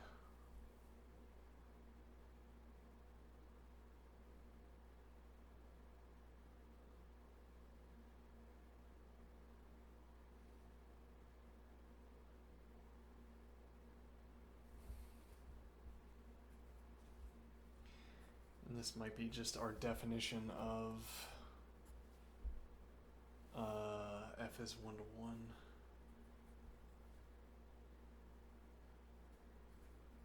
Yeah, use the word, I guess.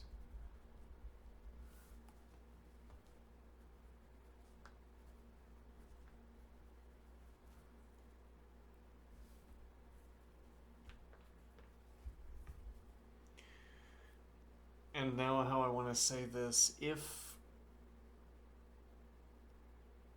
for all x and for all y, f of x equals f of y, then x equals y.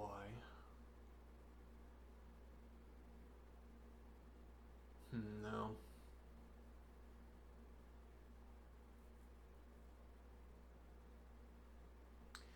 Yeah, we're trying to say if it is the case that the equality between the two functions implies that x equals y. This if and only if f is 1 to 1.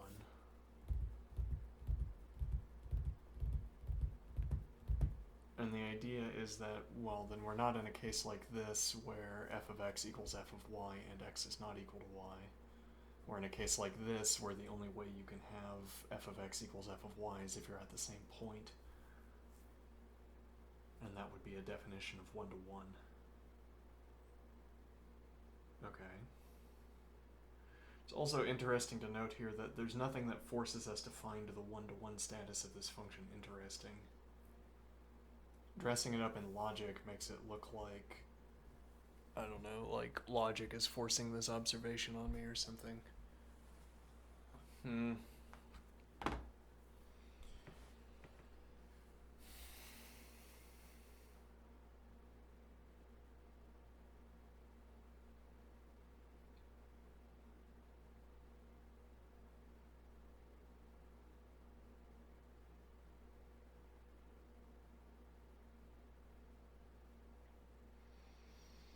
Okay, but why did I want this?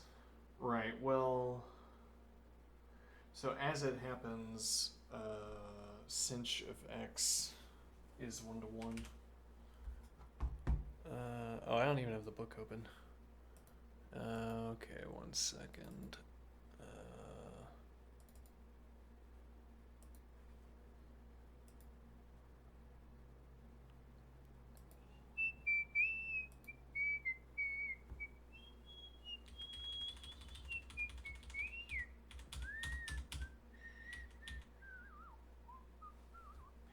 Yes, so sinh of x is 1 to 1. Hell. This proof is really shaping up. Alright, so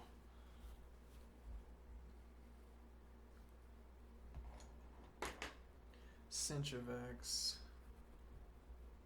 sinh inverse of x.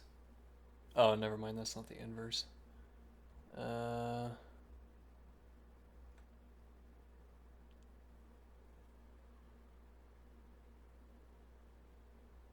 I don't know what the sinh inverse looks like. Why would I know that? Alright, fine. Let's pull it up. How do you prove that it's 1 to 1?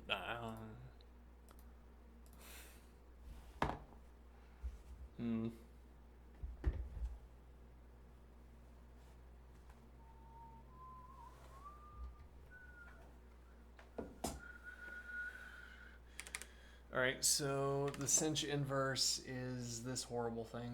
Well, can I just do arc sinh? Yes. Oh, look at that. It is 1 to 1. As you can clearly see. I will conjecture that sinh of x is 1 to 1. Do we have a color for conjecturing?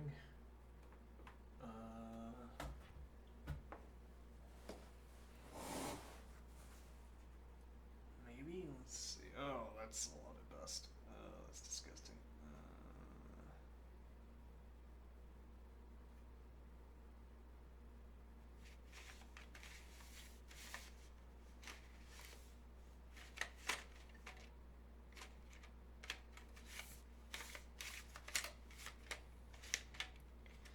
Where does it all come from, Chad?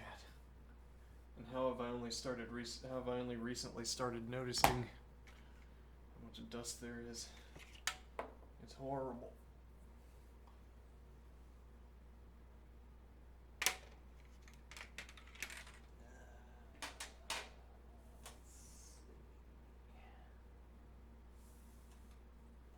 That's a candidate. Alright, let's see what that color looks like. So sinh of x is 1, 2, 1. Yeah, it just looks like yellow.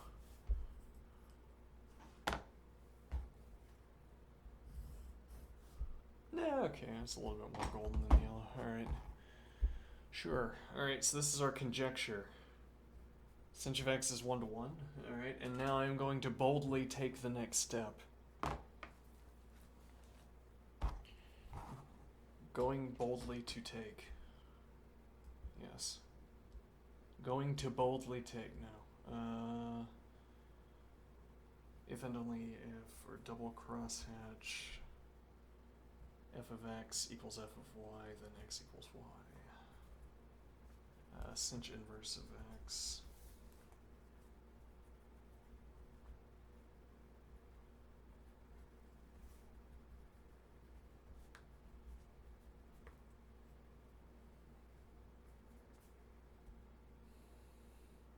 Well, actually, so we can do if and only if here.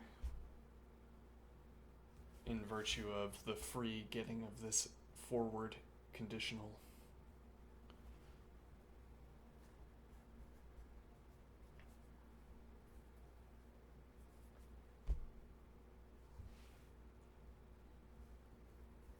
Because we're saying, let's see.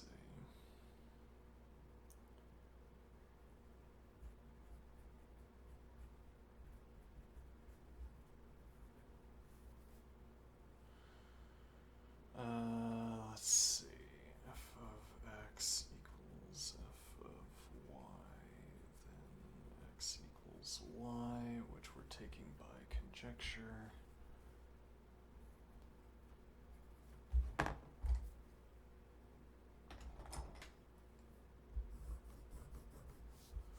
That's a pretty good yellow. Nice coverage. Yeah. Okay. Let's see. And x equals y, then f of x equals f of y, which is obviously true. Huh.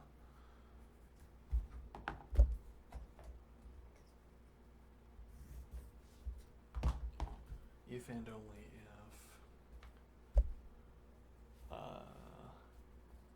for all x and for all y, f of x equals f of y, if and only if x equals y. Alright.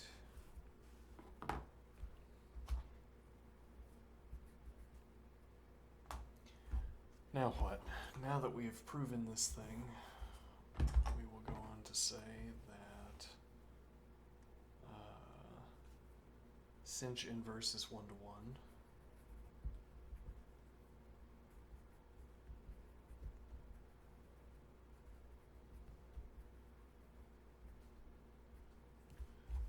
Okay, by conjecture. Don't know how we would prove that.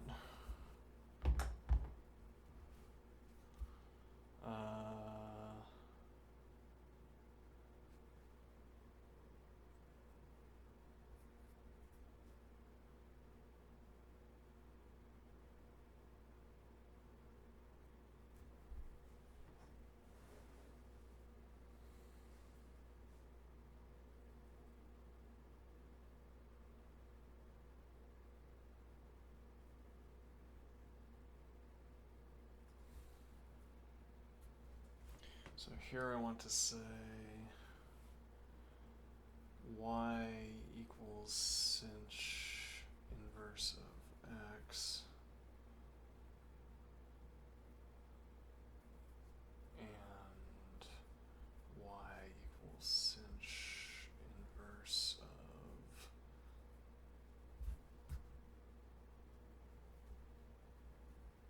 sinh of y. We're going to get protests. This is no good. Well, protest from me for mismanaging the notebook in this fashion. Same way we made a mistake up here and we're doing it again. But okay. So if and only if. Let's see.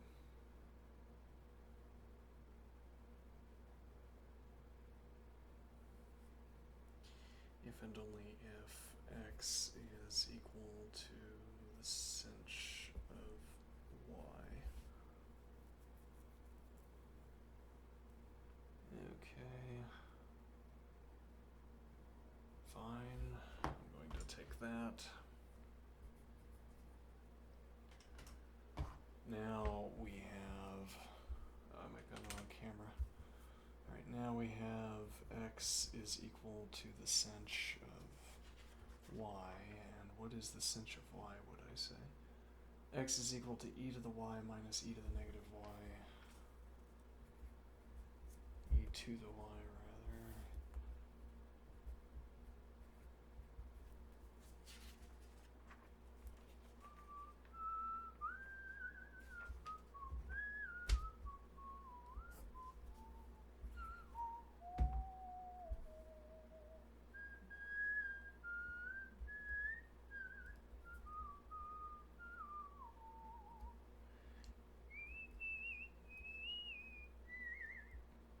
Now what does that do for me? No idea. Because after, I'm just going to use colons, mechanical transformation yields 2x equals e to the y minus e to the negative y. That's effectively how we're using colon at this point. Though, yeah, I mean, we could say derivable. Yeah, it's everything's so clear over in set theory. This isn't so clear though, what these biconditionals should look like.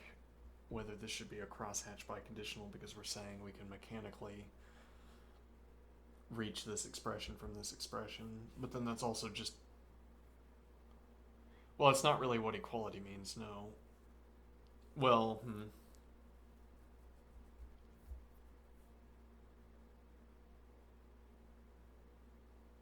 No, that's really not what equality means. Equality isn't saying that you can reach one expression from the other. And that's made obvious by the fact that equality links two expressions, whereas this colon, which tells me that these two expressions are derivable from each other, requires 4 expressions. If we set our expression level at what is on one side of the equality, then we have 4 expressions instead of 2. Well, anyway. I don't know what we're supposed to do from here, though, is the problem.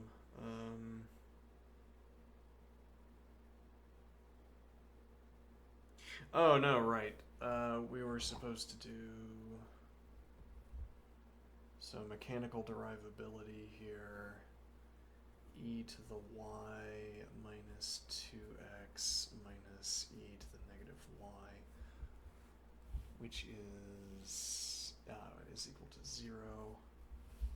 Okay, and now mechanically derivable is that e to the negative y bracket e to the 2y minus 2x times e to the y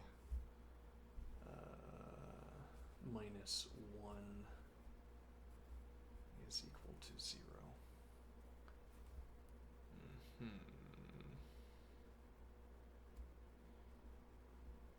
What does that tell me, though?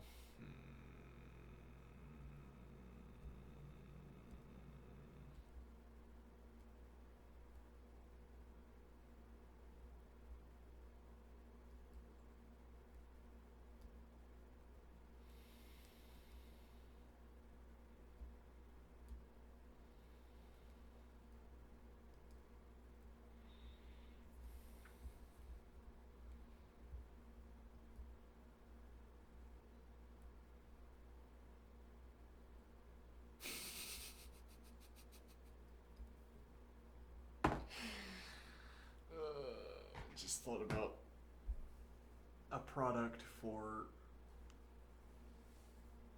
college students whose parents have too much money. Weighted pencils. They look just like normal pencils, but they have weights in them. And you can do really sick pencil twirling tricks because of the weights. And you just, all the time, you're just better than all those casuals who have unweighted pencils.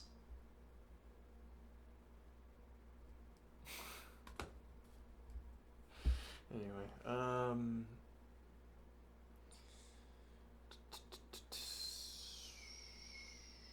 so I mean, it seems like this is supposed to turn into a, well, why wouldn't it? Yeah, I mean, this could turn into a,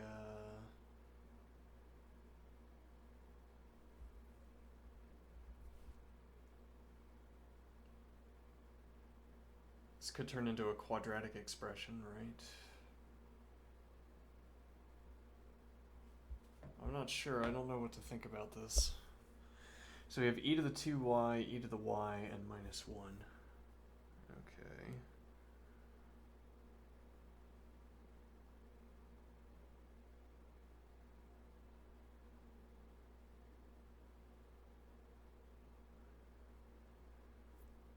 Well, so if I did semicolon here instead of colon, and I said that,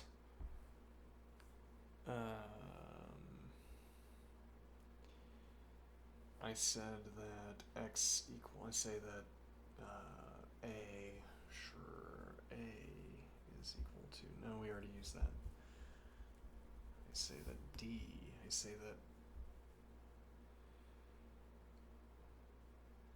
RST, I say that t, okay, is equal to e to the y. Alright, then e to the 2y, mechanically derivable is that e to the 2y is equal to t squared.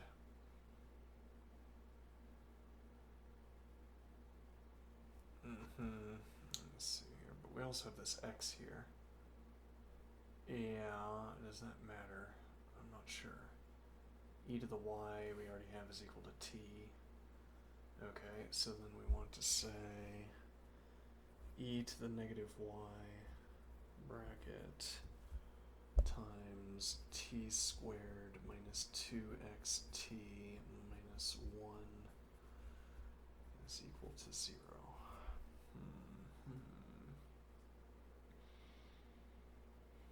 Okay, and then we have the quadratic formula. T is equal to,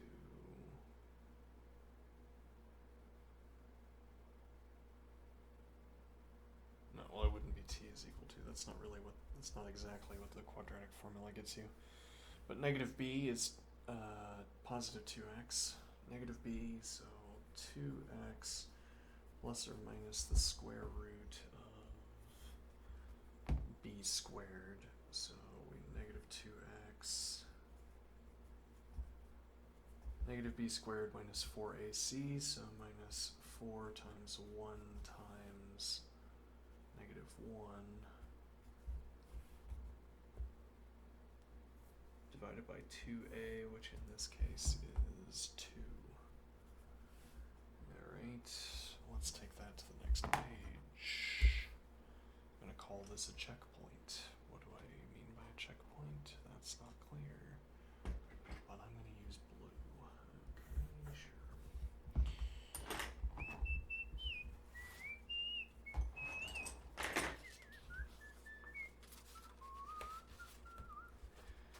So we're going to have 2x plus or minus the square root of negative 2x squared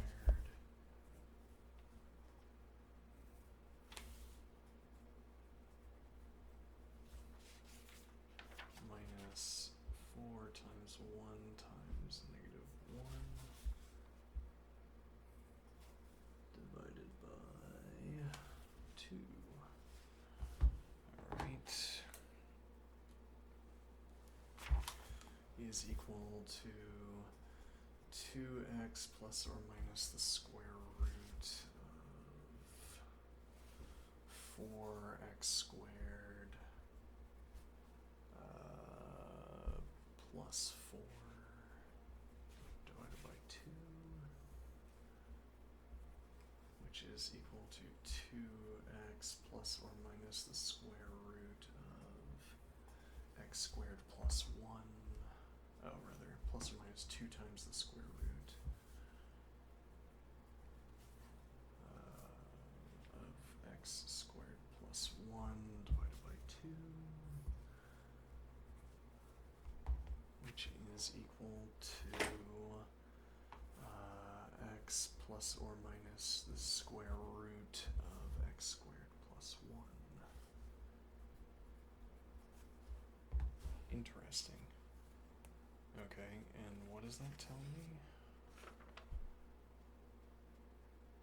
We have, let me underline this with green.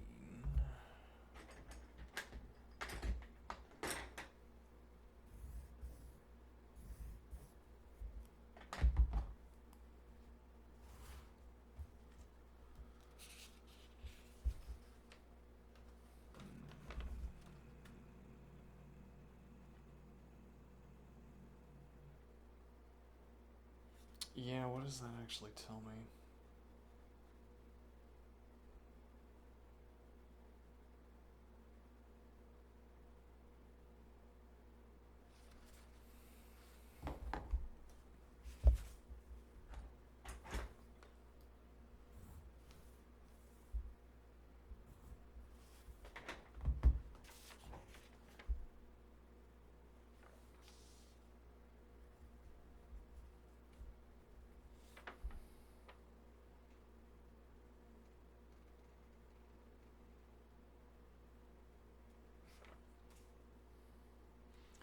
Tells me that I have t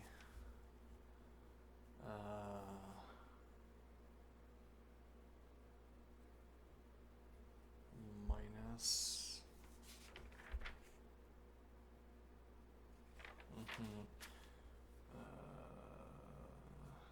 x plus or minus the square root of x squared plus 1 times that again, t minus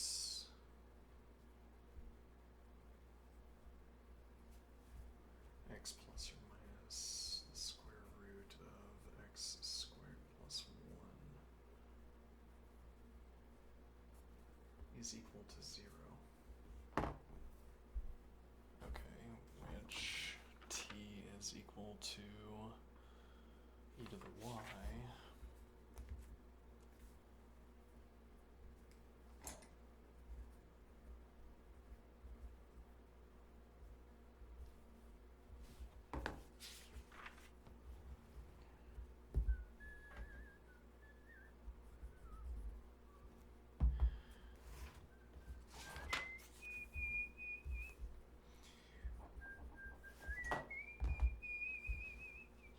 t is equal to e to the y, then we have that e to the negative y times e to the y minus x plus or minus the square root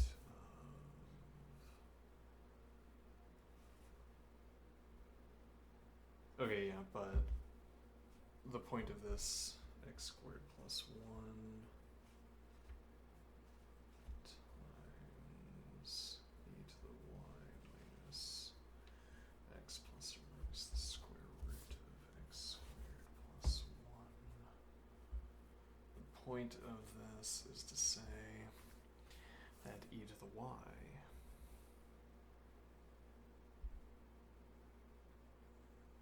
we could do like if and only if e to the y is equal to x plus or minus the square root of x squared plus 1. Alright, well, and then that tells if I take the natural log of both sides, y is equal to the natural log of x plus or minus the square root of x squared plus 1.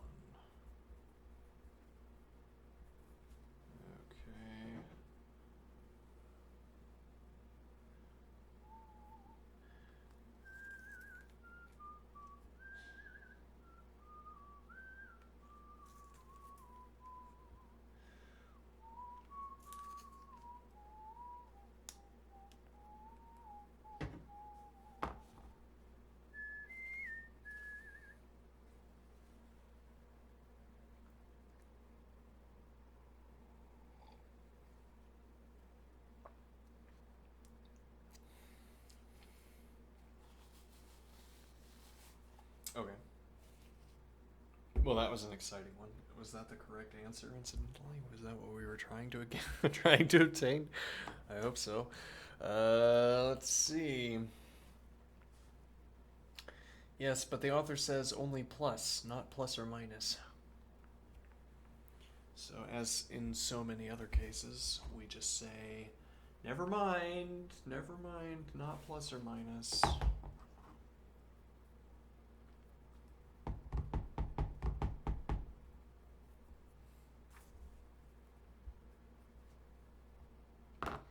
We need something stronger than proven to be. We need given by book.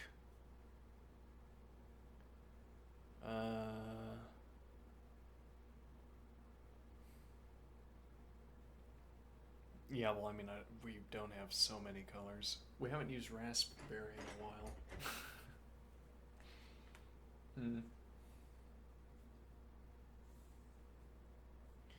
Raspberry also being the word for when you do that, when you make that noise with your mouth. Given by book. Alright, let's see. The natural log of x plus the square root of x squared plus 1.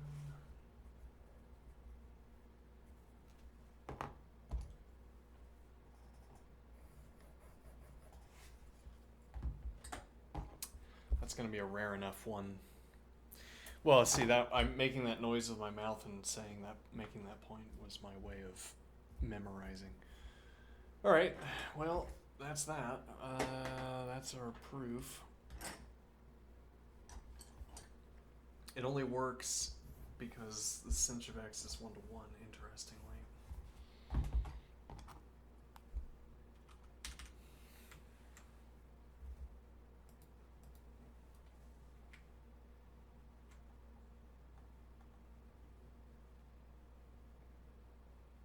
Yep, we did it right. Oh, since e to the y is greater than 0. Right.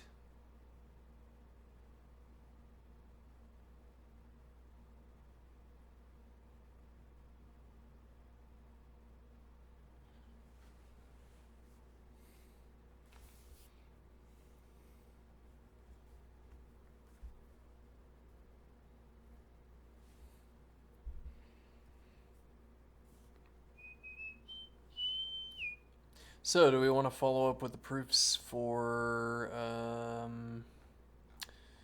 the others? Well, you know, it's interesting, the cosine inverse. No, wait, yeah, the cosine inverse. I guess, is that also going to be 1 to 1? Let's find out. Arc cosh of x. Yes, though surreptitiously so, as it were, we get that by restricting the domain. I assume. Yeah, well, it's the inverse function, so if we did cosh of x, and then x equals y. What? X Okay. And now, not for nothing, we could follow that technique that I developed. X equals negative y plus 1. X equals negative y plus 2. X equals negative y plus 3, etc.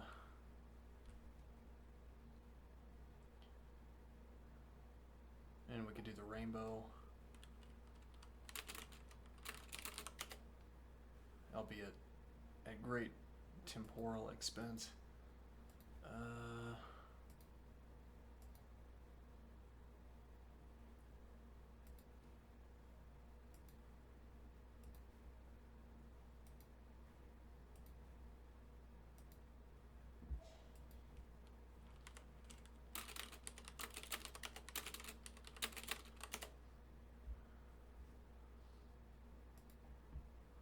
Alright, good enough.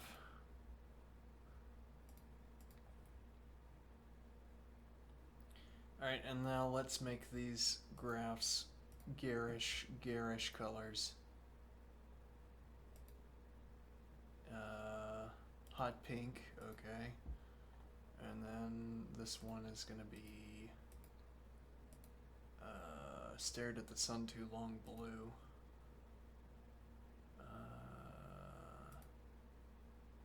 That's not enough differentiation.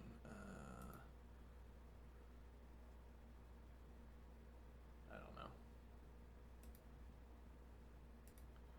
And then make this green a more...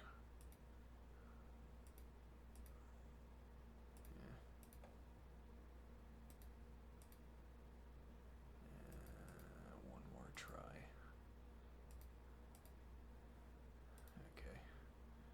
Now, so the point of this is that as we demonstrated on paper, this one-to-one function idea corresponds to, we take a distance, so we have a point over here.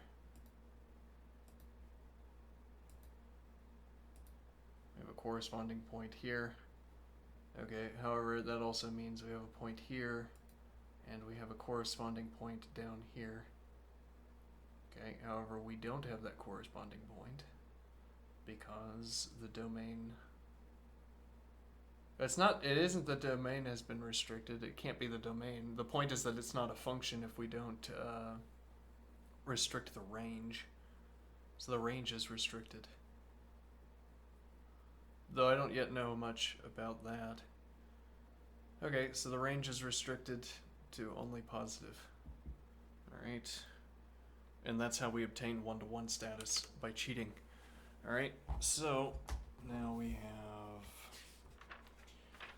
cosh inverse of x is 1, 2, 1, which is a conjecture. Okay. Can't prove it. If and only if, which we gave a crosshatch before, if y equals the sinh inverse of x, cosinh,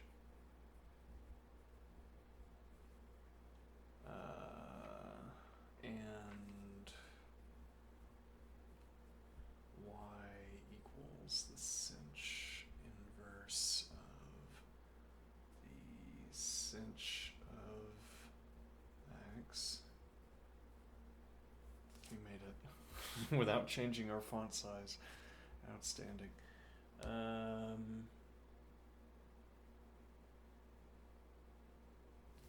Okay, and then we need another bracket here. Alright, and then that's going to be if and only if.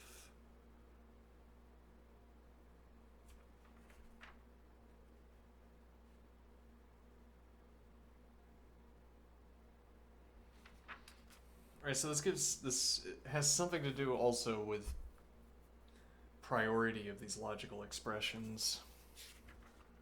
What do we mean? X equals sinh of y.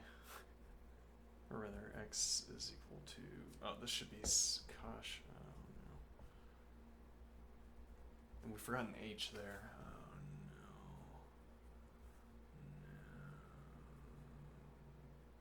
Okay, there we go. The priority of these logical symbols. So back here we had a crosshatch. We said if this conjecture is true, then it is derivable that when we have these two conjuncts, rather, it is derivable that we have these two conjuncts if and only if x equals, yeah, let me actually do a little bit of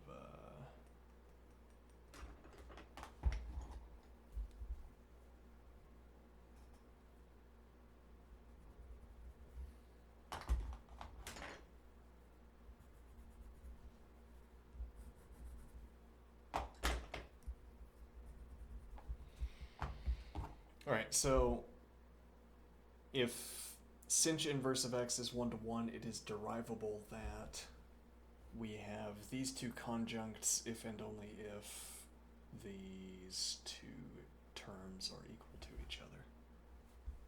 Okay. Alright, and so I say the priority of logical expressions, well, I mean literally in the sense of order of operations, as it were. But I'm saying the grammar of this expression, aside from the mechanics of this expression, the grammar of this expression is decided by something like the crosshatch implication, because we're saying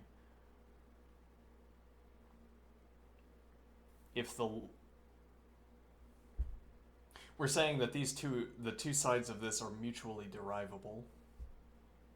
Okay, that's not what the biconditional means. It doesn't mean that they're mutually derivable.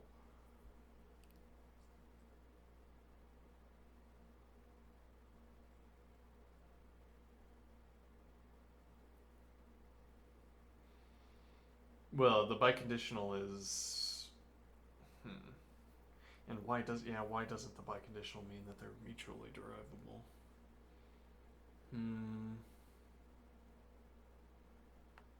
Well, so before I ignore that question, the point that I want to make is that this expression as a whole is on the right-hand side. Rather, everything on the right-hand side of the crosshatch biconditional is one expression where we're saying this logical relation, this mechanical relationship obtains between these two, whatever this mechanical relationship is.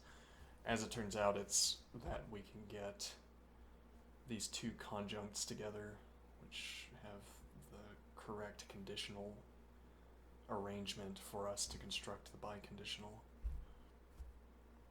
Who knows what that means? I don't. Okay. Well, anyway, so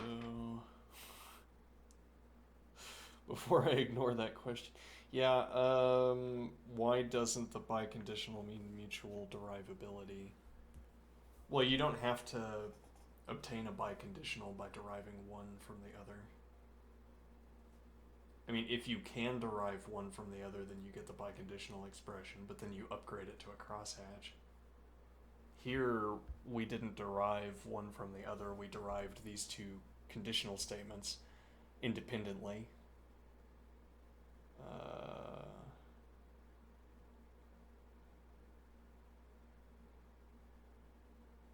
We derived these two conditional statements independently. F of x equals f of y, then x equals y, and x equals y, then f of x equals f of y. And when you have the two conjuncts, you get the biconditional. Okay. And so that isn't about mutual derivability. No, it isn't. Because I could have gotten these two conjuncts that I merged into the biconditional, I could have gotten them by any means that I found suitable. Whereas, again, mutual derivability specifically means that there's a mechanical sequence. What is the mechanical sequence? Yeah, I think we're done with questions. I think we're done with questions. Yeah, well, it's because we can say...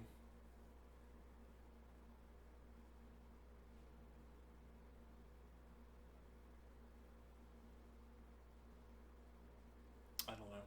Alright. I'm not going to be right every time.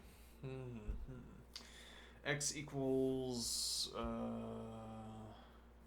cosh inverse of x. Okay. A good start to things. Sure. Now we want to say, well, the cosh inverse of x. Oh, this shouldn't be the inverse.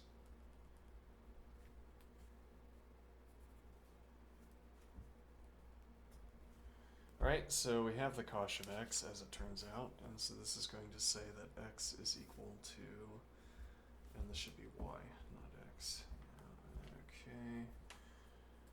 E to the y plus e to the negative y divided by 2 is equal to x. Okay, colon, mutually definable, or derivable. 2x is equal to e to the y plus e to the negative y, mutually derivable, e to the y minus 2x. This conjuring act we perform here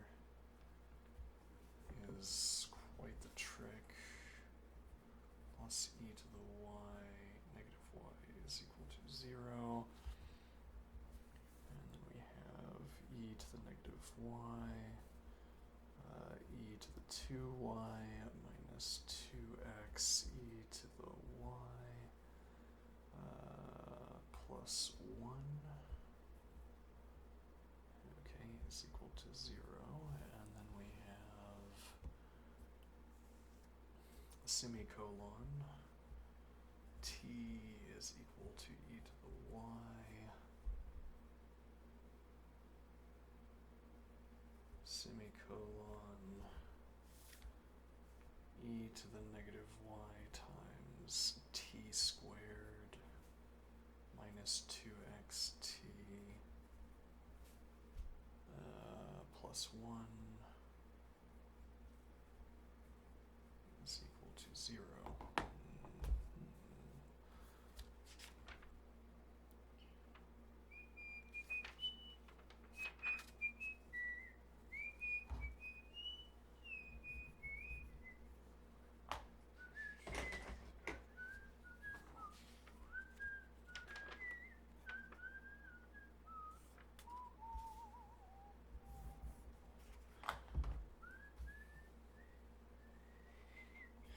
Alright, and now we have the quadratic formula invocation, where we say, I'm just going to do left to right over and over again. Okay, so now we're going to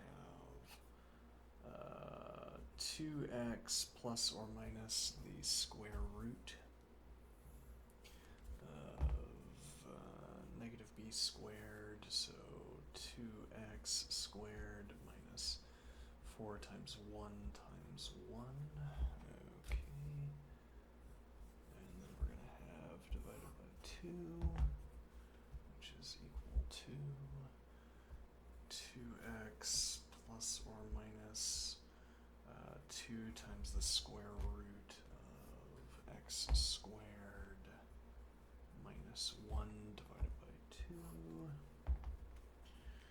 which is equal to, we factor out the 2, we get x plus or minus the square root of x squared minus 1. Okay, and then what? Then I say that, right, so then I put that back in, okay, and we get e to the negative y. Right, we're going to have t minus. This is all. I'm taking this stage because it gives me an interpretation for what I've just derived. What do I mean? So this is going to give me t minus x plus or minus the square root of x squared minus 1. Okay. Times t minus x plus or minus the square root of x squared minus 1. Alright. 0. Alright, and then I'm going to sort of half skip a step, and I'm going to do this.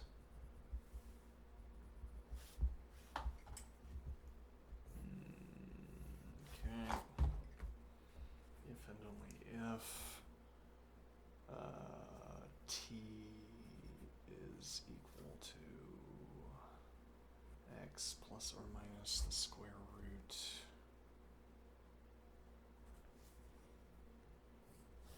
of x squared minus 1.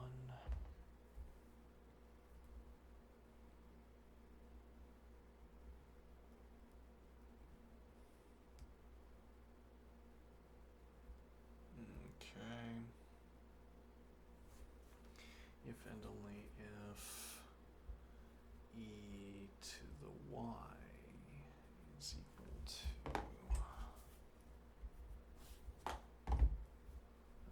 x plus or minus the square root of x squared minus 1. Okay, then what? Let's see. Well, derivable from this is that y is equal to the natural log of x plus or minus the square root of x squared minus 1. Now that I'm thinking about it, I don't understand this prohibition on the minus component. Well,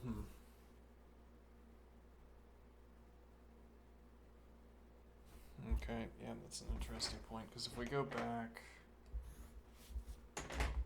recall when we said, let me see, I don't have a good color for this. I've been too liberal with my colors. Let me see here. Well, okay, yeah, we can do comment color. Also, what time is it? Okay, one quick comment here. So, when we said here, okay, we'll put red under that. Right now, comment and red. So e to the y is equal to, is greater than 0, and e to the y is equal to x plus the square root of x squared plus 1, or e to the y is equal to negative x plus the square root of x squared plus 1. Okay.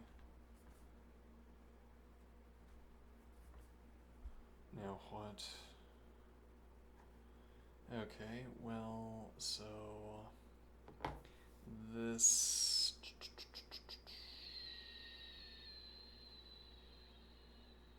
no, rather, is equal to x minus the square root. Right, and then we didn't need these brackets. Okay. Now what is the point? Well, x for all x, the square root of the x squared plus 1 is greater than x. Okay, you'll just have to believe me on that one. Alright. So e to the y is greater than 0, and e to the y is equal to x minus the square root of x squared plus 1 is a contradiction. well, yeah, okay, and square root of x squared plus 1 is greater than x.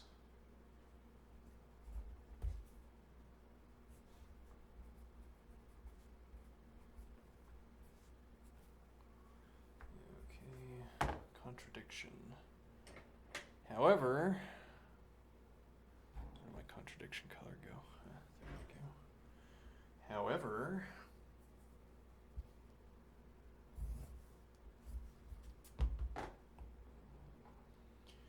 okay, so that gives us the disjunction elimination, or not disjunction elimination, I don't know, modus whatever. P or Q and not Q. Okay. Now, but the point would be that this same observation doesn't work here, right?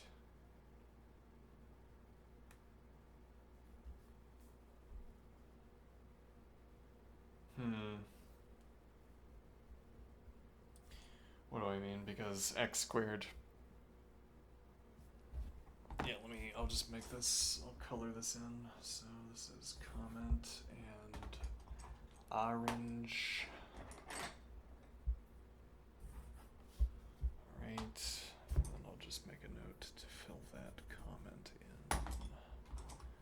in. Alright, I'm going to head out. Have a good day. Anybody in chat looking for companionship or... Oh, look. Oh, no, Mike. No, we have Mike. Let's see.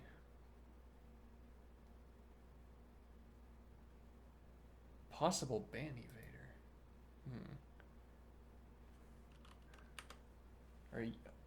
Are you a ban evader? No. Okay.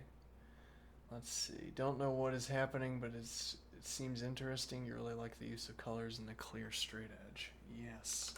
I am also quite fond of my clear straight edge. I think this is one of my better purchases.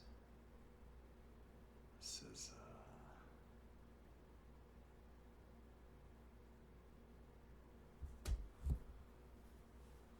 visually appealing, I think. My live is very relaxing. You mean my stream, or do you mean my life is very relaxing? Yeah, maybe it is. Stream, I see. My stream is very relaxing. Yes. Sometimes I find it relaxing too. Though we get a lot done here.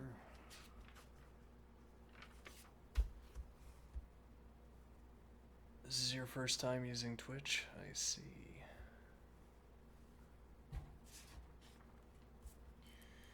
Well,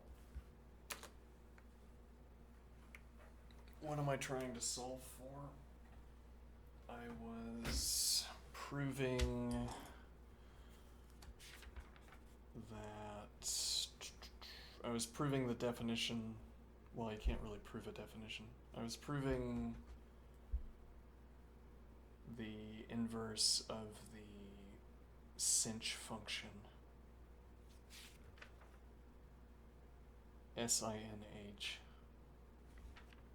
which required a few stretches of reasoning.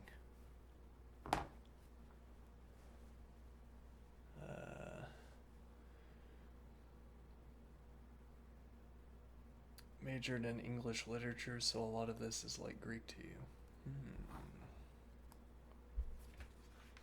Well, Greek is more like English literature than it is to math, I would think.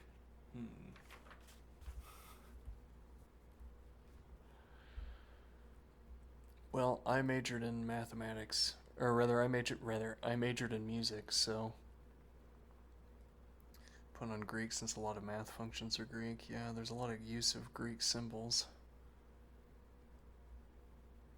Though this is all English at the moment.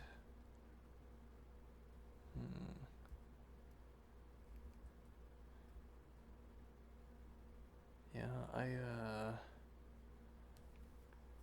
recommend. This practice of studying math is illuminating.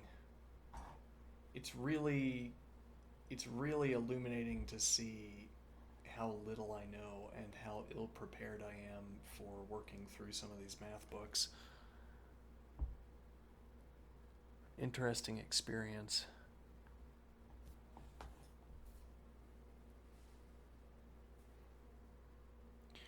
What is my ultimate goal? I want to think all day, either by getting a job as a coder and studying math in my off time, or becoming a mathematician and coding in my off time, which is a kind of material goal. What I pursue is wisdom. Okay, wisdom is currently directing me to obtain a job as a mathematician or as a coder.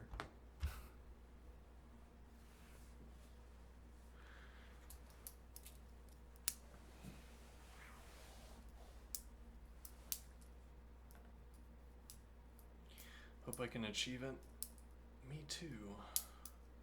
However, I am now at the end of about 11 hours of streaming math and computer science today, so I'm going to... Do I stream regularly? Just about every day. I stream nearly 12 hours every day. Just about. Sometimes I'll take an hour off. I don't really take days off most of the time. Join again then? Alright, well, I'll see you around.